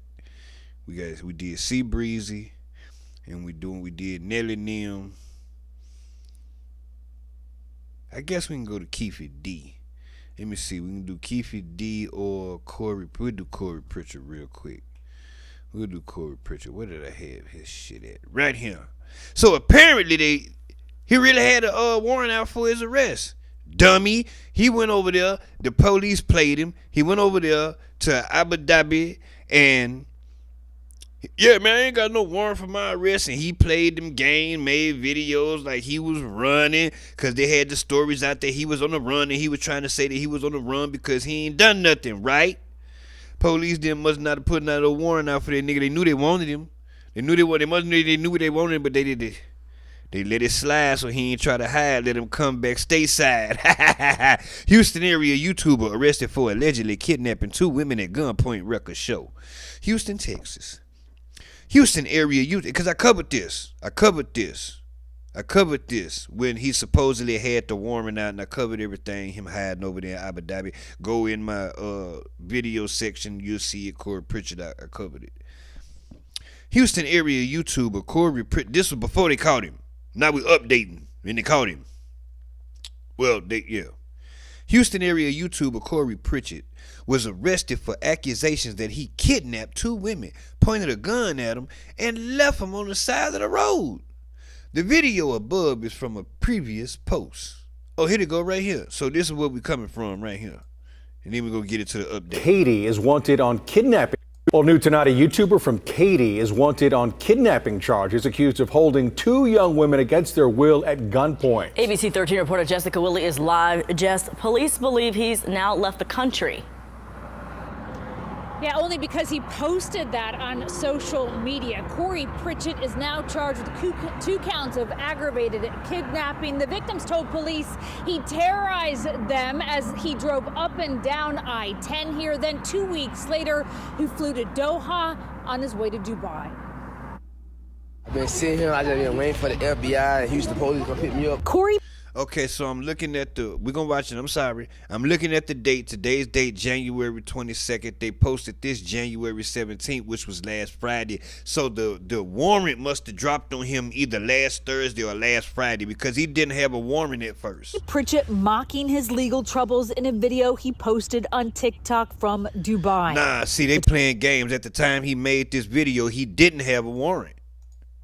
The victims told police he terrorized them as he drove up and down I-10 here. Then 2 weeks later, he flew to Doha on his way to Dubai. I've been sitting here, I just been waiting for the FBI and Houston police to pick me up. Corey Pritchett mocking his legal troubles in a video he posted on TikTok from Dubai. The 25-year-old YouTuber with nearly 4 million subscribers also writing, quote, See y'all when I get out. In the 3-page document detailing the charges against him, there are only serious accusations. Oh, they got According paperwork. to Houston police, Prichett is wanted for 2 counts of aggravated you know I'm gonna get that paperwork now. kidnapping, meaning with a gun, and it all started at this gym in Southwest Houston. It's here at All In Sports Performance Gym on November 23rd, where he met up with 2 young women ages 19 and 20 for a 15-hour ordeal that began innocently enough. First with a workout, then a TV outing, followed by bowling, all spelled out in the court document. Later, the victims told police, quote, there was a complete change in behavior. He thought someone was after him. Instead of taking them home, they say he sped west on I-10 at 100 miles an hour, pointed a gun at them, took their phones and said, quote, I'm going to expletive y'all and then kill y'all. But he stopped on the side of the road, records state, ordered them out of the car, saying, quote, this is your only opportunity. The women told police they walked for an hour before someone pulled over to let them call 911. Prichett was charged the day after Christmas. Because of his social media posts, HPD confirmed he had already taken a flight to Doha on December 9th. Over the weekend, Prichett, with a flurry of online activity, this post Sunday on X, defending himself, quote, I'll kidnap my kids that I haven't been able to see since last year before I kidnapped 2 white girls that was trying to set me up and get me killed. And Prichett does not have an attorney of record just yet. Court records state he flew on a one-way ticket, so it's unclear whether there have been any conversations about flying back to the U.S. and turning himself in. We're live in West Houston tonight. Jessica Willey, ABC 13 Eyewitness News. Okay, so that was from January 17th. So here we go to Noosh. The 25-year-old with nearly 4 million subscribers is charged with 2 counts of aggravated kidnapping for the incident that allegedly, and I believe he holds his line from what I believe he took them out, showed them a good time, and then they didn't want to give it up, and so he put them hoes out on the side of the road. But he say they was trying to set him up. He say he felt like somebody was following him, and he even put in his post that they tried to set him up. So it's possible, and he say he took their phone. It's possible he got paranoid and was tripping and thought they were trying to set him up, and it really wasn't. So he flipped out, pull out the hammer like, bitches, you bitches trying to set me up, what's up? And then he, sped off to try to lose whoever he thought was following him in it, because he could be off something. You know what I'm saying? I don't know. Whole thing, I don't know. Sketchy. Just nasty work. Just nasty all the way around. Records show Prichett was in custody on Friday and is scheduled for another court hearing on January 21st. Before his arrest, and he gave his side of the story. I didn't feel like listening to it. Before his arrest, Prichett mocked his legal troubles in a video posted on TikTok from Dubai, waiting for the FBI and HPD to come pick him up, and that's so cap. Because at the time, he did not have a warrant, he didn't have no legal troubles. He also defended himself on X, formerly known as Twitter. I'll kidnap my kids that I haven't been able to see since last year, which they showed that. Since last year, before I kidnapped 2 white girls that was trying to set me up and get me killed, shaking my head. According to the 3-page charging document, Prichett allegedly met with a 19 and 20. Okay, they said that. Then can I begin? Okay, they said that. Instead of taking, okay, they said that. All right, so yeah. He was taken into custody on January 17th. It's unclear whether he turned himself in or was captured by law enforcement. So yeah, cause if he had a warrant before he left, or he had knowledge of a warrant before he left or while he was gone, you think he would have came back? I don't know. I don't think he would have came back unless he knew he was 100% innocent, because he got their money to hire lawyers. So it ain't nothing. All right, so that's all I got on him. So we're going to move on to the Keefe D thing. Now, basically what's going on in the Keefe D thing is he had a trial today because they filed a motion to dismiss his murder charge for the Tupac case. And the reason why they asking for a motion to dismiss is because of something called corpus delicti. Corpus delicti. And basically what that is that that's in Italian, that's body of the crime. That don't mean physical body. That means body, like paragraph, body, subject. Like it has to be more evidence connected to the crime. There has to be proof of a crime committed beyond a confession, because and the purpose of that, this law was invented way back in the day, and it was invented to protect against false confessions, or confessions given out of coercion. You know what I'm saying? So that's why this was the corpus delicti. So they was filing a motion to dismiss under that, because they was trying to say all you have is him telling this story. Y'all don't have no other evidence against him, right? So that was one of the things they was going for. And the other one was, no, that was it. But ultimately he got denied. The judge denied him. So we're going to listen and see what happened.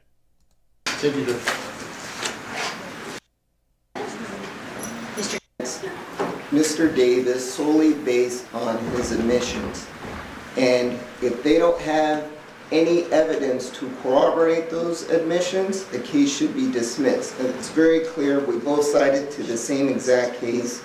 That was the Sheriff being Dada case.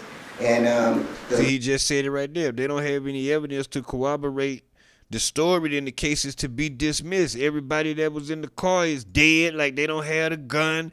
Like, they don't have no type of evidence against Keefe D other than his word. And the cold-blooded part about it is when he gave his initial confession, he gave it to a detective as a deal to not go to jail for the drugs he was selling, because they were that thirsty to solve the Tupac murder. Clear, Your Honor. The state cannot proceed with a conviction against Mr. Davis solely based on his admissions. And if they don't have any evidence to corroborate those admissions, the case should be dismissed. And it's very clear, we both cited to the same exact case. That was the Sheriff being Dada case. And the law is very clear that we cannot have just the confessions, because if you just leave that to the jury is going to just assume guilt because he confessed. And so without the state providing any evidence outside of those confessions, that's a huge problem. It amounts to a legal trial, a trial that won't have the correct result. And so the state is saying that basically we were, we should have done this as a habeas petition. I disagree with that. Here's the reason why. Now, what he just said was a habeas petition. They said that they was told that they should have filed this this corpus, whatever, delicti, as a habeas whatever the fuck he just said. Man, these words is fucking crazy. They should have did that. And what that mean is, that's basically a request for the court to review any evidence to prove, because basically they're trying to justify why the person is locked up, and they asking the court to review whether the person is being locked up lawfully, like did they have probable cause to arrest him, did they violate any rights, this, that, and the third. Like, is this person supposed to be locked up right now?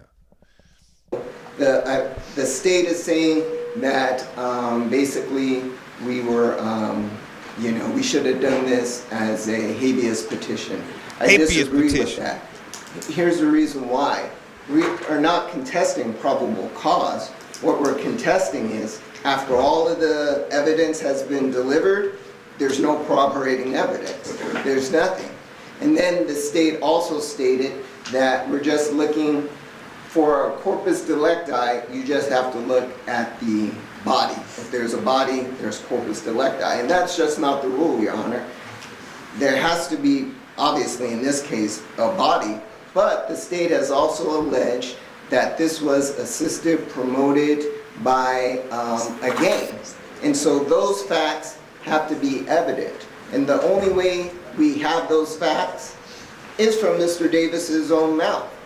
The other participants in this, which I'll talk about in my second argument, are all dead. And so, but for Mr. Davis speaking and giving those statements, there is no corpus delicti in this case. I'll go to argument 2. And that's Mr. Davis's right to a fair trial and due process. The state pointed out the correct standard of review for that, and I don't disagree with that standard. Now, I would love to know how much this lawyer got paid. He paid some good money for him. I've never heard of corpus delicti in my life. I had to look this up. I didn't know this was a thing. I thought that once you confess, that's it. Ain't no point in going to trial. Ain't no none of that. Just sentence, lock the gate, throw away the key. He confessed. It's clear he did it. And this guy is saying, no, we trying to do this corpus delicti because under that, the jury can't just go off of his confession because they'll assume guilt because he confessed. No, there has to be under this law, there has to be other corroborating evidence to prove that this man is guilty. Where's the car that he say they was in? He's not naming this, but I'm just giving y'all an example. He might name it later, but I'm just giving y'all examples. He say he was in a white Cadillac. Do we have a Cadillac? No. Do we have any other witnesses? The guys that was in the car that he say was in the car with him? No. Everybody dead. The guy that gave him the gun, Eric Von Zip, he dead. Most of the people that was at the club that night from the Mob Paru side, they dead. Like we don't have no, like, we don't have a gun. We don't have nothing. All y'all got is him saying, oh yeah, this, and this happened, which could be a complete lie. Because it's very easy to tell a secondhand story from firsthand. However, the part that we disagree with is whether Mr. Davis is prejudiced or not. They're saying, well, the witnesses that died are going to give speculative, well, it's speculative as to what the witnesses would say. In those cases, yes, that would have been the situation. In this case, it's different. I'll just concentrate on these 4 witnesses, Your Honor. Eric Martin, and just for the court's edification, Eric Martin was the person that supposedly gave the gun. DeAndre Smith, he was in the backseat. Terrence Brown, he was the driver, and Orlando Anderson was alleged to be the actual shooter. Without these 4 co-conspirators being alive, being available at trial, basically Mr. Davis is completely prejudiced from proceeding. And his defense is he made this all up for profit. These individuals, these co-conspirators, have to exist in an effort to kill Mr. Tupac Shakur. That prosecutor has been pacing back and forth with just about the whole time this dude been talking, which means that he is ready to go. I ain't never seen nothing like that. They usually stand in one spot. This dude been pacing the whole time. They're not alive. If Eric didn't give him the gun, if DeAndre wasn't the driver, if Orlando didn't shoot, we don't have a murder according to the state's theory, which is following, again, solely the omissions. So we go back to when was this information available to the state. I would allege that it was available all the way in 1996. Everybody knew Orlando Anderson was in a fight with Tupac. Well, he wasn't in a fight. He got beat up by Tupac and other members of his gang viciously. He was the #1 suspect right off the bat. There should have been an alert. The police should have been searching for Orlando Anderson, but we always knew where he was because he went back to LA. They could have been in contact with him. They could have gotten statements from him. They could have gotten statements from Mr. Davis. They could have gotten statements from Mr. Martin. He make a good point. Because that's usually what happens when a murder occurs. The first thing they ask is, because that would have been ratting. But he say that the police knew that night that it was Orlando Anderson. Now, we don't know because, of course, across the world, us fans that wasn't there, we didn't know who killed Tupac 50 years later. But he's saying that they knew that night, so why they didn't go looking for Orlando then? They knew all of these players way back in 1996. I don't know what happened. I'm sure Mr. Giacomo doesn't know what happened in regards to why the district attorney's office did not proceed with prosecution or at least an investigation at that time. But man, you not finna tell me that the Las Vegas PD knew who shot Tupac back in '96 and didn't nobody do nothing. You not finna tell me that. it's a tactical delay that goes severely against my client because now all of these players are dead.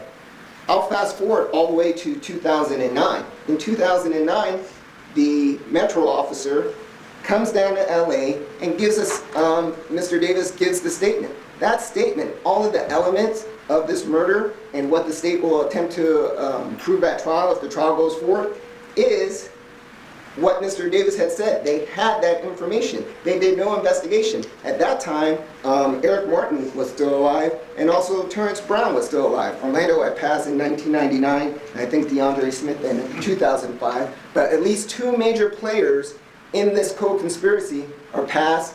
The DA's office, again, does not do any investigation beyond that.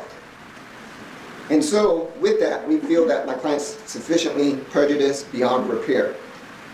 It leads me back to the immunity argument. In 2009, I counted. They bringing up when he confessed to Greg Caton. Well, I'll just go through the pages, Your Honor. For the drug case, see, that's the thing. And that's what they can get him on. Like this dude, the detective went to Keefe D and said, listen, if you tell us about the Tupac murder, we won't charge you with this. And we won't charge you with nothing you had to do with the murder. And apparently this dude misunderstood his immunity, and then he went out there running his mouth and snitching on himself, and now he's sitting up there in court looking stupid. Ain't no way. Ain't no fucking way. Shut up! Ain't no way. Ain't no fucking way. Tell you something, if I ever did something like that and got away with it, I wouldn't tell myself. In that 2009 discussion with the Las Vegas Metro Police Department's officer, Detective Long, on page 3, he says, no intent of arresting Keefe. Page 11, I'm not here to arrest you. I'm not here to arrest you. I'm not going to arrest you. Page 12, you're free to leave. I'm not going to arrest you. You can go wherever you want. Page 103 and number 4, Terrence Brown was still alive, and the detective said, I was not going to arrest him. Page 134, I want to close the Tupac case. Page 138, this is confidential and covered, and you cannot be charged on it. Basically, you have the state was given the information by the LAPD. The LAPD had a immunity agreement with him out of the 2008 confession. The 2009 confession came by a product of Detective Dupree. Detective Dupree set that up. The only reason he set that up and why my client would have agreed to was that everybody was on the same page, that immunity was going to be provided. If it wasn't, how come he wasn't arrested right then and there? Because he said, I got the gun from Zip Martin, we were in a white Cadillac, I handed it to the back seat, and then Orlando took the gun and shot Tupac. All of that information is back there in 2009. But again, the DA office, and again, it's not these players, it's not Mr. Wolfson or Mr. Giacomo. That decision was made back then not to proceed with the trial. And now it's the state's burden, we believe, to show why they did not go forward and prosecute. They just can't sit here and say, well, he kept talking about it.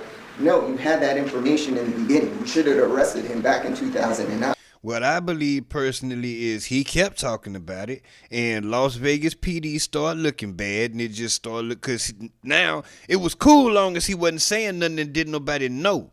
But once people find out he was walking the street and he started getting paid for telling that story, yeah, the police couldn't let that slide. And so you're not finna make the police look stupid and think you finna get away with it. It had to be for a tactical advantage. That being, everybody's dead. It leaves Mr. Davis on the hook, and then he can't answer for all of the statements he made after that, other than it was for profit. And so, regarding the timeline that you've laid out, yes, Your Honor. Would Mr. Martin and Mr. Brown have been alive after the Compton Street Legend book was published, or no? What was that, 2018, right? 2019, no, the Terrence Brown dies, I believe, in 2015, and Zip Martin, I don't recall exactly when he died. But it's not your argument that he ultimately would, if that's the state's triggering event for starting to investigate, that he would not have been alive at that time. Is that accurate? After the book, right, when the book was published. Yeah. But after the 2009, he was still alive. Of course, the Detective Long interview, of course, they're still Right. alive, but except for Mr. Anderson and Mr. Smith. Okay. I just wanted to make sure I had it. Yep. And outside of any other questions, Your Honor, we submit. Okay, thank you, Mr. Arnold. Mr. Giacomo, anything you want to add? Here we go. Just briefly, as it relates first to corpus. See what the prosecutions. Let's see what the prosecutors say. Selecti, that's death by criminal agency. Obviously, Mr. Shakur didn't shoot himself, so that is satisfied in a homicide by proof of the facts and circumstances, which were testified to, by the way, at the grand jury. And it is an argument. We didn't go through all of the evidence that is potentially out there. Their argument is there was insufficient evidence presented at the grand jury in order for them to be held under the corpus delicti rule. Even if you were to take it a next step further and say you have to have some evidence of a conspiracy independent of the bullets in Mr. Shakur, there's clearly at least a driver and a shooter, so evidence of a conspiracy exists. And so therefore, corpus delicti is satisfied no matter how you look at it, one way or the other.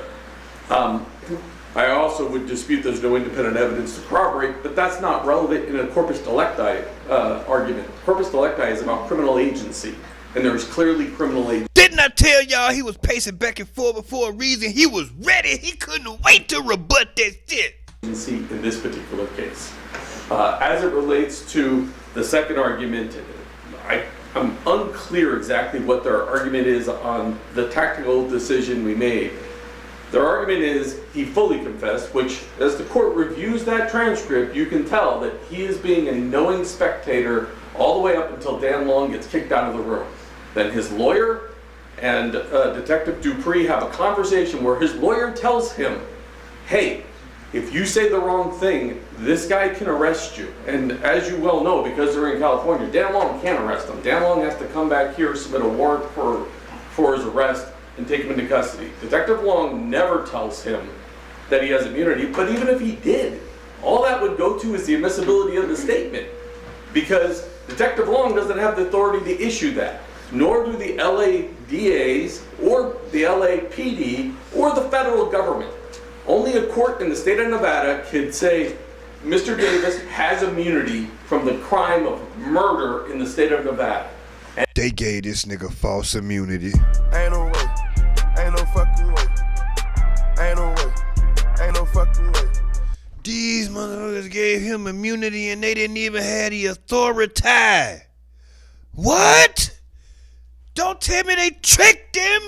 In Mr. Shakur, on the tactical decision we made, their argument is he fully confessed, which as the court reviews that transcript, you can tell that he is being a knowing spectator all the way up until Dan Long gets kicked out of the room.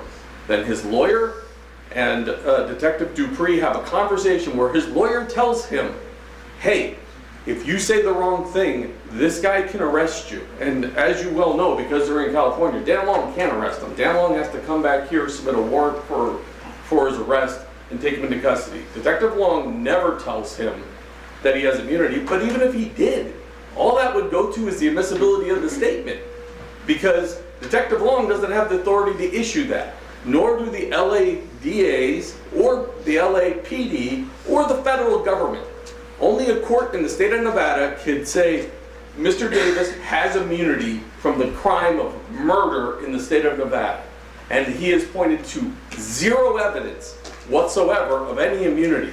He has referenced some proffer agreements that he had with other agencies, and certainly that could be the subject of future litigation as to which of those statements are admissible or not admissible. And then the other, I guess, argument is somehow we waited intentionally so everyone else would be dead to charge Mr. Davis with a crime. No, Mr. Davis chose upon himself to publicly confess to a crime multiple times. Didn't I tell you they was cool with this nigga chilling as long as he shut the fuck up? No, he gotta go on Vlad TV, Cam Capone, order dialogue. Detective Dupree have a conversation where his lawyer tells him, the federal government, only a court in the state of Nevada could say Mr. Davis has immunity from the crime of murder in the state of Nevada. And he has pointed to zero evidence whatsoever of any immunity. He has referenced some proffer agreements that he had with other agencies, and certainly that could be the subject of future litigation as to which of those statements are admissible or not admissible. And then the other, I guess, argument is somehow we waited intentionally so everyone else would be dead to charge Mr. Davis with a crime. No, Mr. Davis chose upon himself to publicly confess to a crime multiple times. And that's the evidence that spurred the investigation of Detective Mogg and ultimately resulted in his arrest. Damn it, boy. Mr. Davis has no... I'm sorry, I want y'all to hear that again. ...to charge Mr. Davis with a crime. No, Mr. Davis chose upon himself to publicly confess to a crime multiple times. And that's the evidence that spurred to publicly confess to a crime multiple times. And that's the evidence that spurred the investigation of Detective Mogg and ultimately resulted in his arrest. The other, I guess, argument is somehow we waited intentionally so everyone else would be dead to charge Mr. Davis with a crime. Last time. Mr. Davis chose upon himself to publicly confess to a crime multiple times. And that's the evidence that spurred the investigation of Detective Mogg and ultimately resulted in his arrest. Mr. Davis has no basis to complain that he's sitting in that box right now. Because Mr. Davis got up there and even quote once said, I think it's in May of 23, on video, I beat the streets, I beat the feds, and I beat cancer. That was his choice to make. And when he made that choice, the state of Nevada chose to charge him, and he needs to stand trial for the charges, and I'll submit it. Thank you, State. Mr. Arnold. He just ate his lawyer's ass for lunch. Ain't no way, ain't no fucking way, ain't no way, ain't no fucking way. Keefe D going to jail, people. I don't know what the hell y'all talking about, boy. Pull up this Law and Crime and watch it for yourself all the way through, and watch Keefe D lawyer and then watch the prosecutor debate what the lawyer said. Oh my God, what? He murdered him just then. Yeah, just a quick rebuttal. I don't want the... No, brother. No, brother. No, brother. Ain't nothing you can say, brother. I want to hear what brother got to say, brother. Come on, brother. Made that choice, the state of Nevada chose. Mr. Arnold. Yeah, just a quick rebuttal. I don't want the court to get hooked up on this corpus delicti. The corpus delicti rule is basically, again, that's in the... That nigga addressed 75 things and you going back. Boy, you trying, boy. He trying, boy.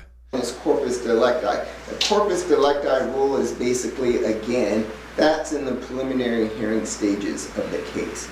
The black letter law is this. The law states you cannot have a conviction based upon just his admissions and statements. That's the law. If the state at this point puts on a trial to a jury and that's all they have is his admissions, that whole trial is illegal. That's a legal trial. It's going up for appeal. It should not happen. They need to have something else, a gun, a witness, something else that puts this gentleman, those three cool... Wait, hold on. I'm sorry. If y'all was watching, if y'all wasn't watching, I swear for Jesus, I said that earlier. That's what that meant. You can't just have his word, and I gave examples. The law, and I said later on he might give examples. States you cannot have a conviction based upon just his admissions and statements. That's the law. If the state at this point puts on a trial to a jury and that's all they have is his admissions, that whole trial is illegal. That's a legal trial. It's going up for appeal. It should not happen. They need to have something else, a gun, a witness, something else that puts this gentleman, those 3 co-conspirators in the car. They need to have a witness to say that the gun was given to, from Mr. Martin to Mr. Davis. They don't have... Look at this stupid ass nigga standing here looking stupid. Anything. They don't have anything to even prove that my client was in the state of Nevada at the time of this incident. I mean, basically... No, he didn't get it with the... Yeah, my lawyer cooking, baby, yeah. My lawyer cooking. That my client was in the state of Nevada at the time of this incident. I mean, basically, they have Orlando Anderson, but we don't know if the Crips were here. That's all hearsay that came from the grand jury, and there's no evidence whatsoever. And so without that, we can't put on the trial, Your Honor. We just simply can't. In regards to the delay, again, I don't blame this office, this DA's office in regards to the delay, but somebody made the decision along the way that we are not going to prosecute Mr. Davis.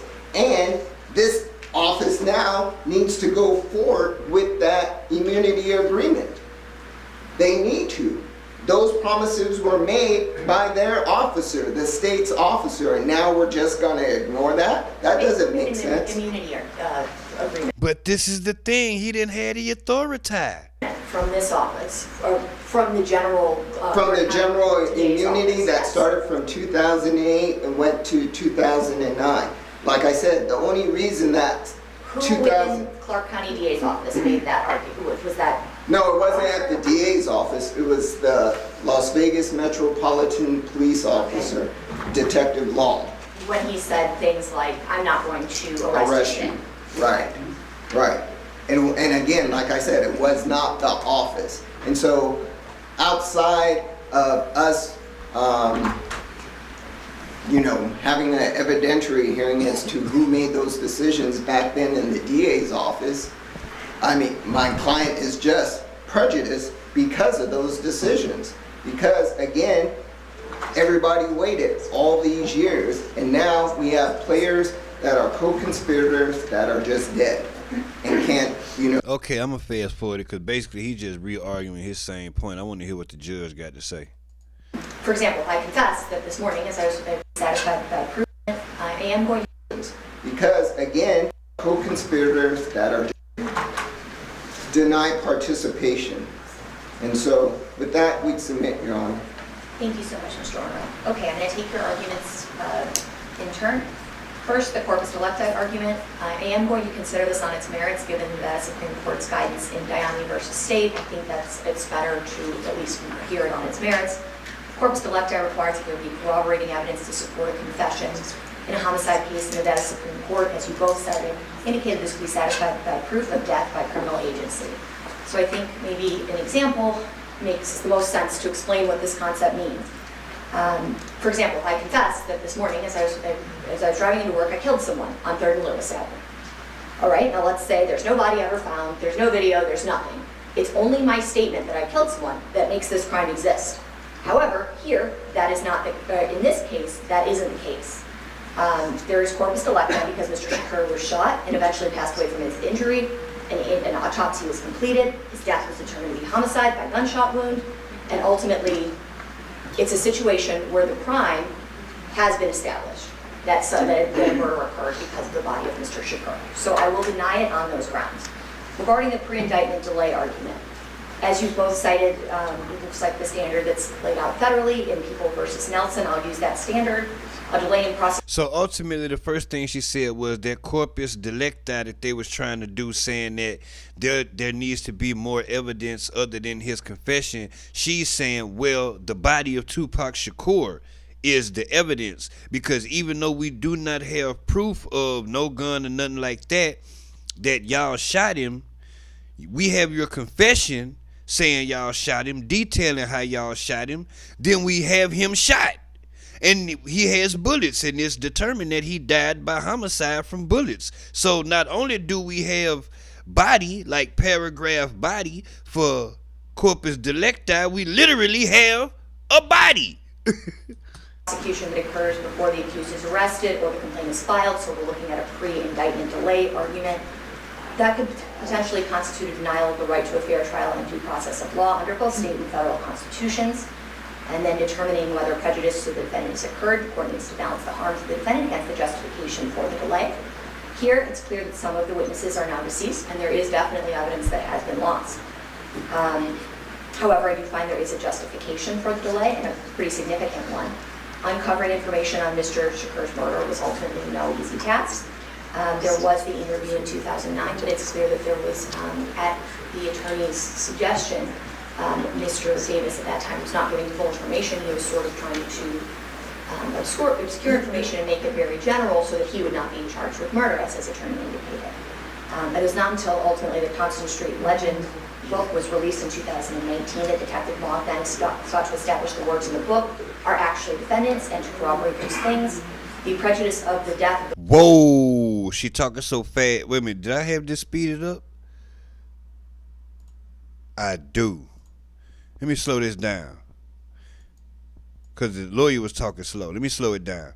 She basically said the book is what did it for him. Would not be charged with murder, as his attorney indicated. It was not until at the attorney's suggestion. Because ultimately what she's saying is the next argument about the immunity deal, when they did the deal, the attorneys, suggested, hey, we do this, whatever. And so the way he told the story was kind of general. That way he wouldn't implicate himself or whatever during the initial confession. However, once the book was released, the street legend, whatever the hell it's called, the Compton Street Legend, that's when the detective Long or Lang or whatever his name is, was able to look at the words and go, okay, these are his actual words, and put the pieces of the puzzle together. And that's what did it, was the book. However, I do find there is a justification for the delay, and a pretty significant one.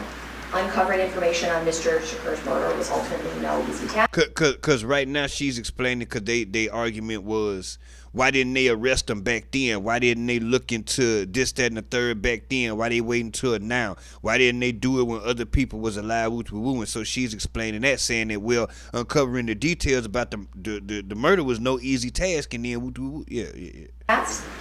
there was the interview in 2009, but it's clear that there was, at the attorney's suggestion, Mr. Davis at that time was not giving full information. He was sort of trying to obscure information and make it very general so that he would not be charged with murder, as his attorney indicated. It was not until ultimately the Constant Street Legend book was released in 2019 that Detective Moth then sought to establish the words in the book are actually defendants and to corroborate those things. The prejudice of the death of those 4 individuals that have been identified had already occurred at that time. Additionally, it took the next several years to gather that evidence, and ultimately led to the June 23rd, 2023 search warrant of the defendant's residence. After that search warrant was executed, then the grand jury indicted the defendant after several meetings in September of 2023. The defendant has not provided any evidence to establish that the delay was intentionally done to gain a tactical advantage or that the prosecution delayed in bad faith. I don't see that the state really does gain any sort of tactical advantage here. I still think it's a bit of an uphill battle for them given what they have. And ultimately, they can't get complete justice for Mr. Shakur because of the deaths of those other people, including Mr. Anderson, who's the alleged shooter in this incident. And so I ultimately don't see that this is a situation where the state really got any advantage by delaying, and in fact is themselves hindered. Basically, she's saying because the argument was they waited so long to do this and now they got an advantage or whatever because of the confession and da-da-da-da-da. She's saying the state really don't have an advantage in this situation because of the fact that everybody's dead, and it, so it don't make no sense that they waited this long to try to get a tactical advantage over you. Like, what advantage did they get when all the witnesses that could snitch on your ass are dead? Like, come on. And so overall, I'm going to deny on the pre-indictment delay argument and turn to the immunity argument. It's fairly clear that the state of Nevada has never offered the defendant any sort of immunity. The federal government did in some capacity, but it doesn't appear to be complete transactional immunity. The court agrees that the interview defendant gave to the federal authorities in 1998 cannot be used against him as per the terms of the agreement. I think that's something that the state also conceded in their motion order. However, the defendant has not produced any sort of agreement showing the federal government offered him transactional immunity from ever being prosecuted for this crime. In the 2009 interview that's been referenced multiple times throughout these arguments, Detective Long's assurances of not arresting Mr. Davis really go to whether he was in custody for purposes of Miranda or things like that. Additionally, he didn't have a warrant at the time, so that was an accurate statement of the law. There's nothing in that that can imply transactional immunity. Additionally, his defendant's attorneys... He mad because she's sitting up here basically telling him that that immunity deal was bullshit. That's basically what she's telling him. The federal authorities in 1998 cannot be used against him as per the terms of the agreement. I think that's something that the state also conceded in their motion order. However, the defendant has not produced any sort of agreement showing the federal government offered him transactional immunity from ever being prosecuted for this. Wait a minute, what is transactional immunity? Because she's saying that some immunity does hold up, but they didn't offer transactional immunity. And that's what's getting him. Fuck is transactional. Transactional immunity is a legal protection that prevents a witness from being prosecuted for any crimes related to their testimony. It's also known as blanket or total immunity. How it works. A witness is... Okay. In federal case, the U.S. can request an order of an attorney. In some states, the prosecutor can obtain a formal court order or write a letter. Difference from use immunity. Use immunity only protects a witness from the government using their testimony against them in a prosecution. Transactional immunity protects a witness from prosecution for the offense they have testified about. Use immunity only protects a witness from the government using their testimony against them. Transactional immunity protects a witness from prosecution for the offense.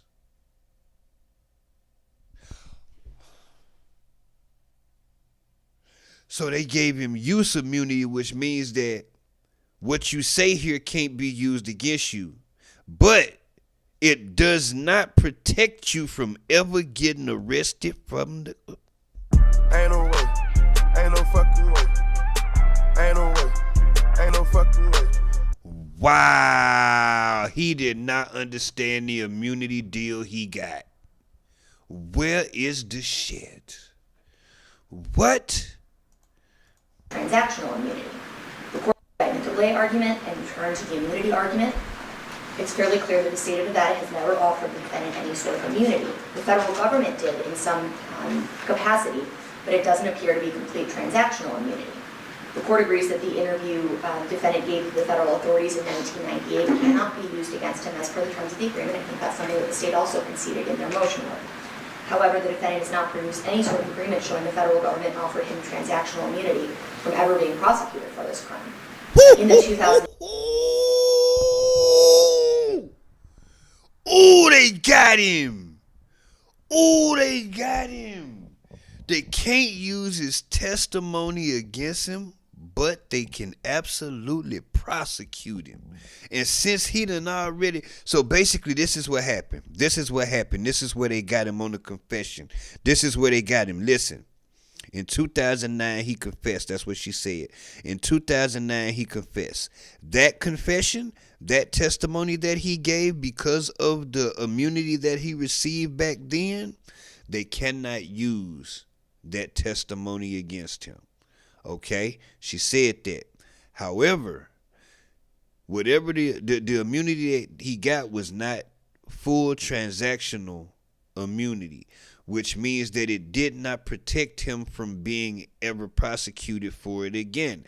Now, this is where the tricky part comes in. In 2018, he releases the book, Compton Street Legend. He confesses in the book. That's after 2009. When you, I'm just spitballing. I'm assuming, just my common sense telling me. Once you confess in 2009, you got to shut up. You can't confess no more. If you, like the prosecutor said, he chose to go on these different platforms and repeatedly confess of what happened the night that Tupac. So, sure enough, the immunity from 2009 gonna uphold. And they can't use that, but I promise they gonna use everything else. 2009 interview that's been referenced multiple times throughout these arguments, Detective Long's assurances of not arresting Mr. Davis really go to whether he was in custody for He went from smiling, shaking his head, thinking he was winning, and he no longer grinning, nigga. That's what you get for sinning. purposes of Miranda or things like that. Additionally, he didn't have a warrant at the time, so that was an accurate statement of the law. There's nothing in that that can imply transactional immunity. Additionally, his defendant's attorneys at that time of that 2009 interview with Detective Long kind of show the opposite conclusion, that he is concerned with the defendant being charged with murdering Mr. Shakur, and that, which leads me to believe that Mr. Davis did not have transactional immunity in the view of his attorney, and that's why his attorney advised Mr. Davis to keep it vague. And at that time, Mr. Davis did listen to his attorney, but his subsequent interviews and his self-proclaimed biography did not keep it vague. As the years passed, Mr. Davis revealed additional information on his own volition, and presumably for his own pecuniary interests that connected him to this. I swear for Jesus, I just said that. I did not watch this shit. Ain't no way. Ain't no fucking way. Did you hear it? Ain't no way. She just said, 2009, it's not full immunity for transactional immunity. However, he decided on his own volition to go and run his mouth. That Mr. Davis did not have transactional immunity in the view of his attorney, and that's why his attorney advised Mr. Davis to keep it vague. And at that time, Oh yeah, I left this part. Mr. Davis did listen to his attorney, but his subsequent interviews and his self-proclaimed biography did not keep it vague. So that's what she said. That's what she said. She said, from what I gathered from the last one, he obviously didn't have this is what she's saying, transactional immunity, and that's apparent by the fact that his lawyer told him to keep it vague. And so he did. He listened to his lawyer. He kept the story vague, kept himself out the story. However, in subsequent interviews after, he chose to go into more detail. In the view of his attorney, and that's He chose to not keep it vague. That's what she said. being charged with murdering Mr. Shakur. Self-snitching at his finest. And that, which leads me to believe that Mr. Davis did not have transactional immunity in the view of his attorney, and that's why his attorney advised Mr. Davis to keep it vague. And at that time, Mr. Davis did listen to his attorney, but his subsequent interviews and his self-proclaimed biography did not keep it vague. As the years passed, Mr. Davis revealed additional information on his own volition, and presumably for his own pecuniary interests that connected him to this, the alleged death, or the death of Mr. Shakur, allegedly at Mr. Davis's hands. And I do find the state is entitled to use that information freely given by defendant with no prompting by governmental authority and released to the public in its prosecution.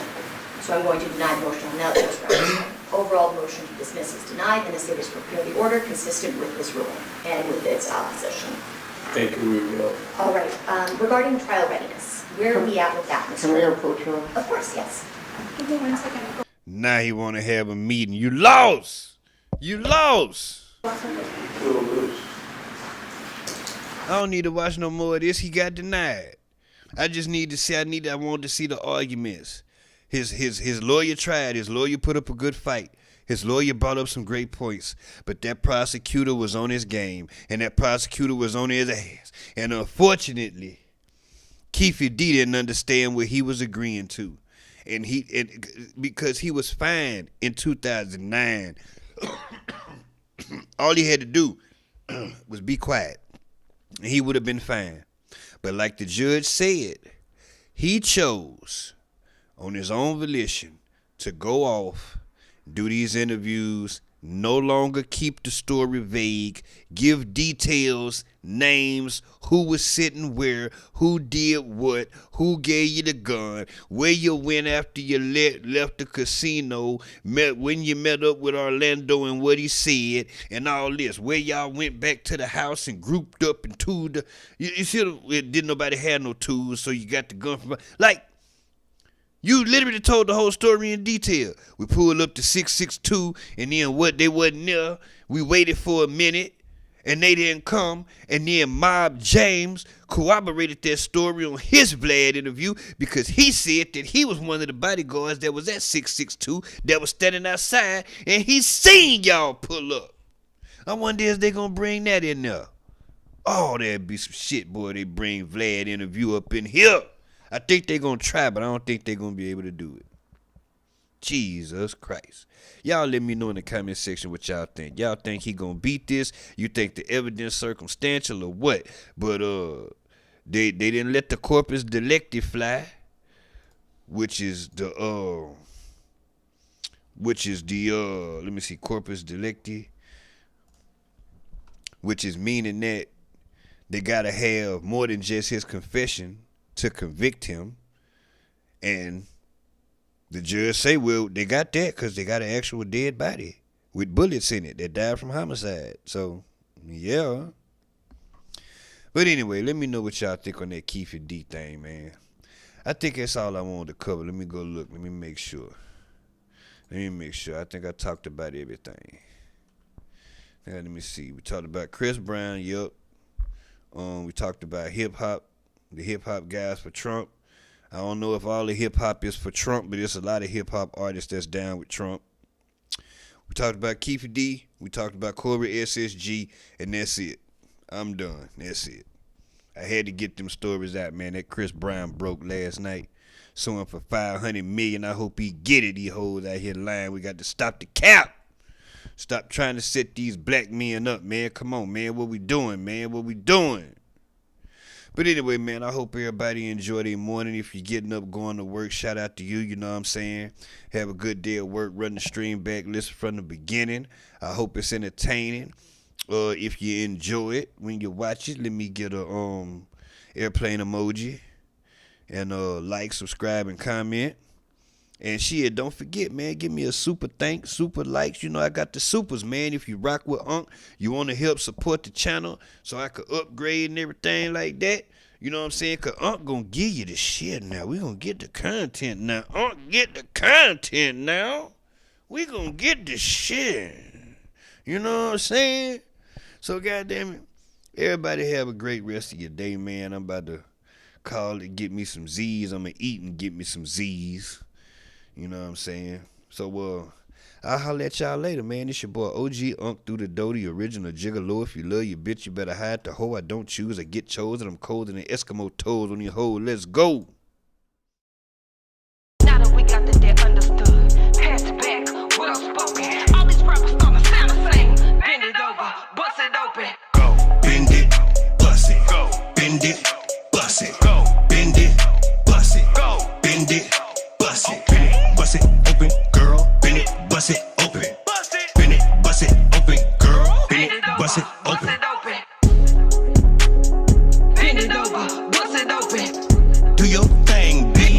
Bend it over, bust it open. Can you do a split? Bend it over, bust it open. All these rappers gonna sound the same. Bend it over, bust it Lil' mama open. don't recognize I'm the prize that she need new eyes. Traumatized from other guys, but she thick in the thighs. Otherwise, I don't try. I'm a pimp on the fly, way up in the sky, and I gotta stay high, and she gotta be by. And I mean that I'm on my demon. If your bitch wanna see me, I'm literally on your TV. Not hard to find me, it's easy.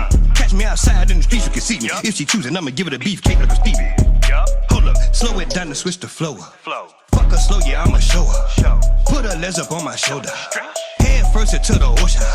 Bend it over, bust it open. Matter of fact, hold it. That ass you holding, gon' get your shit swollen. On guard, I seen you the moment you showed her. I'm trying to see how you did what you did. Your body is shaped just like a Coca-Cola. Brown, yellow, dark, mocha. Don't care about the color, just come from the culture. I seen the bitch, mean and thick. I turned to Felicia quick to meet the bitch and eat the bitch. You don't get it and you wanna understand that I've been peeing. I can laugh a bitch right now. Bend it, bust it. Go, bend it, bust it. Go, bend it, bust it. Go, bend it, bust it. Bend it, bust it open, girl. Bend it, bust it open. Bend it, bust it open, girl. Bend it, bust it open. Bend it over, bust it open. Do your thing, bitch. Bend it over, bust it open. Can you do a split? Bend it over, bust it open. All these rappers gonna sound the same. Bend it over, bust it open.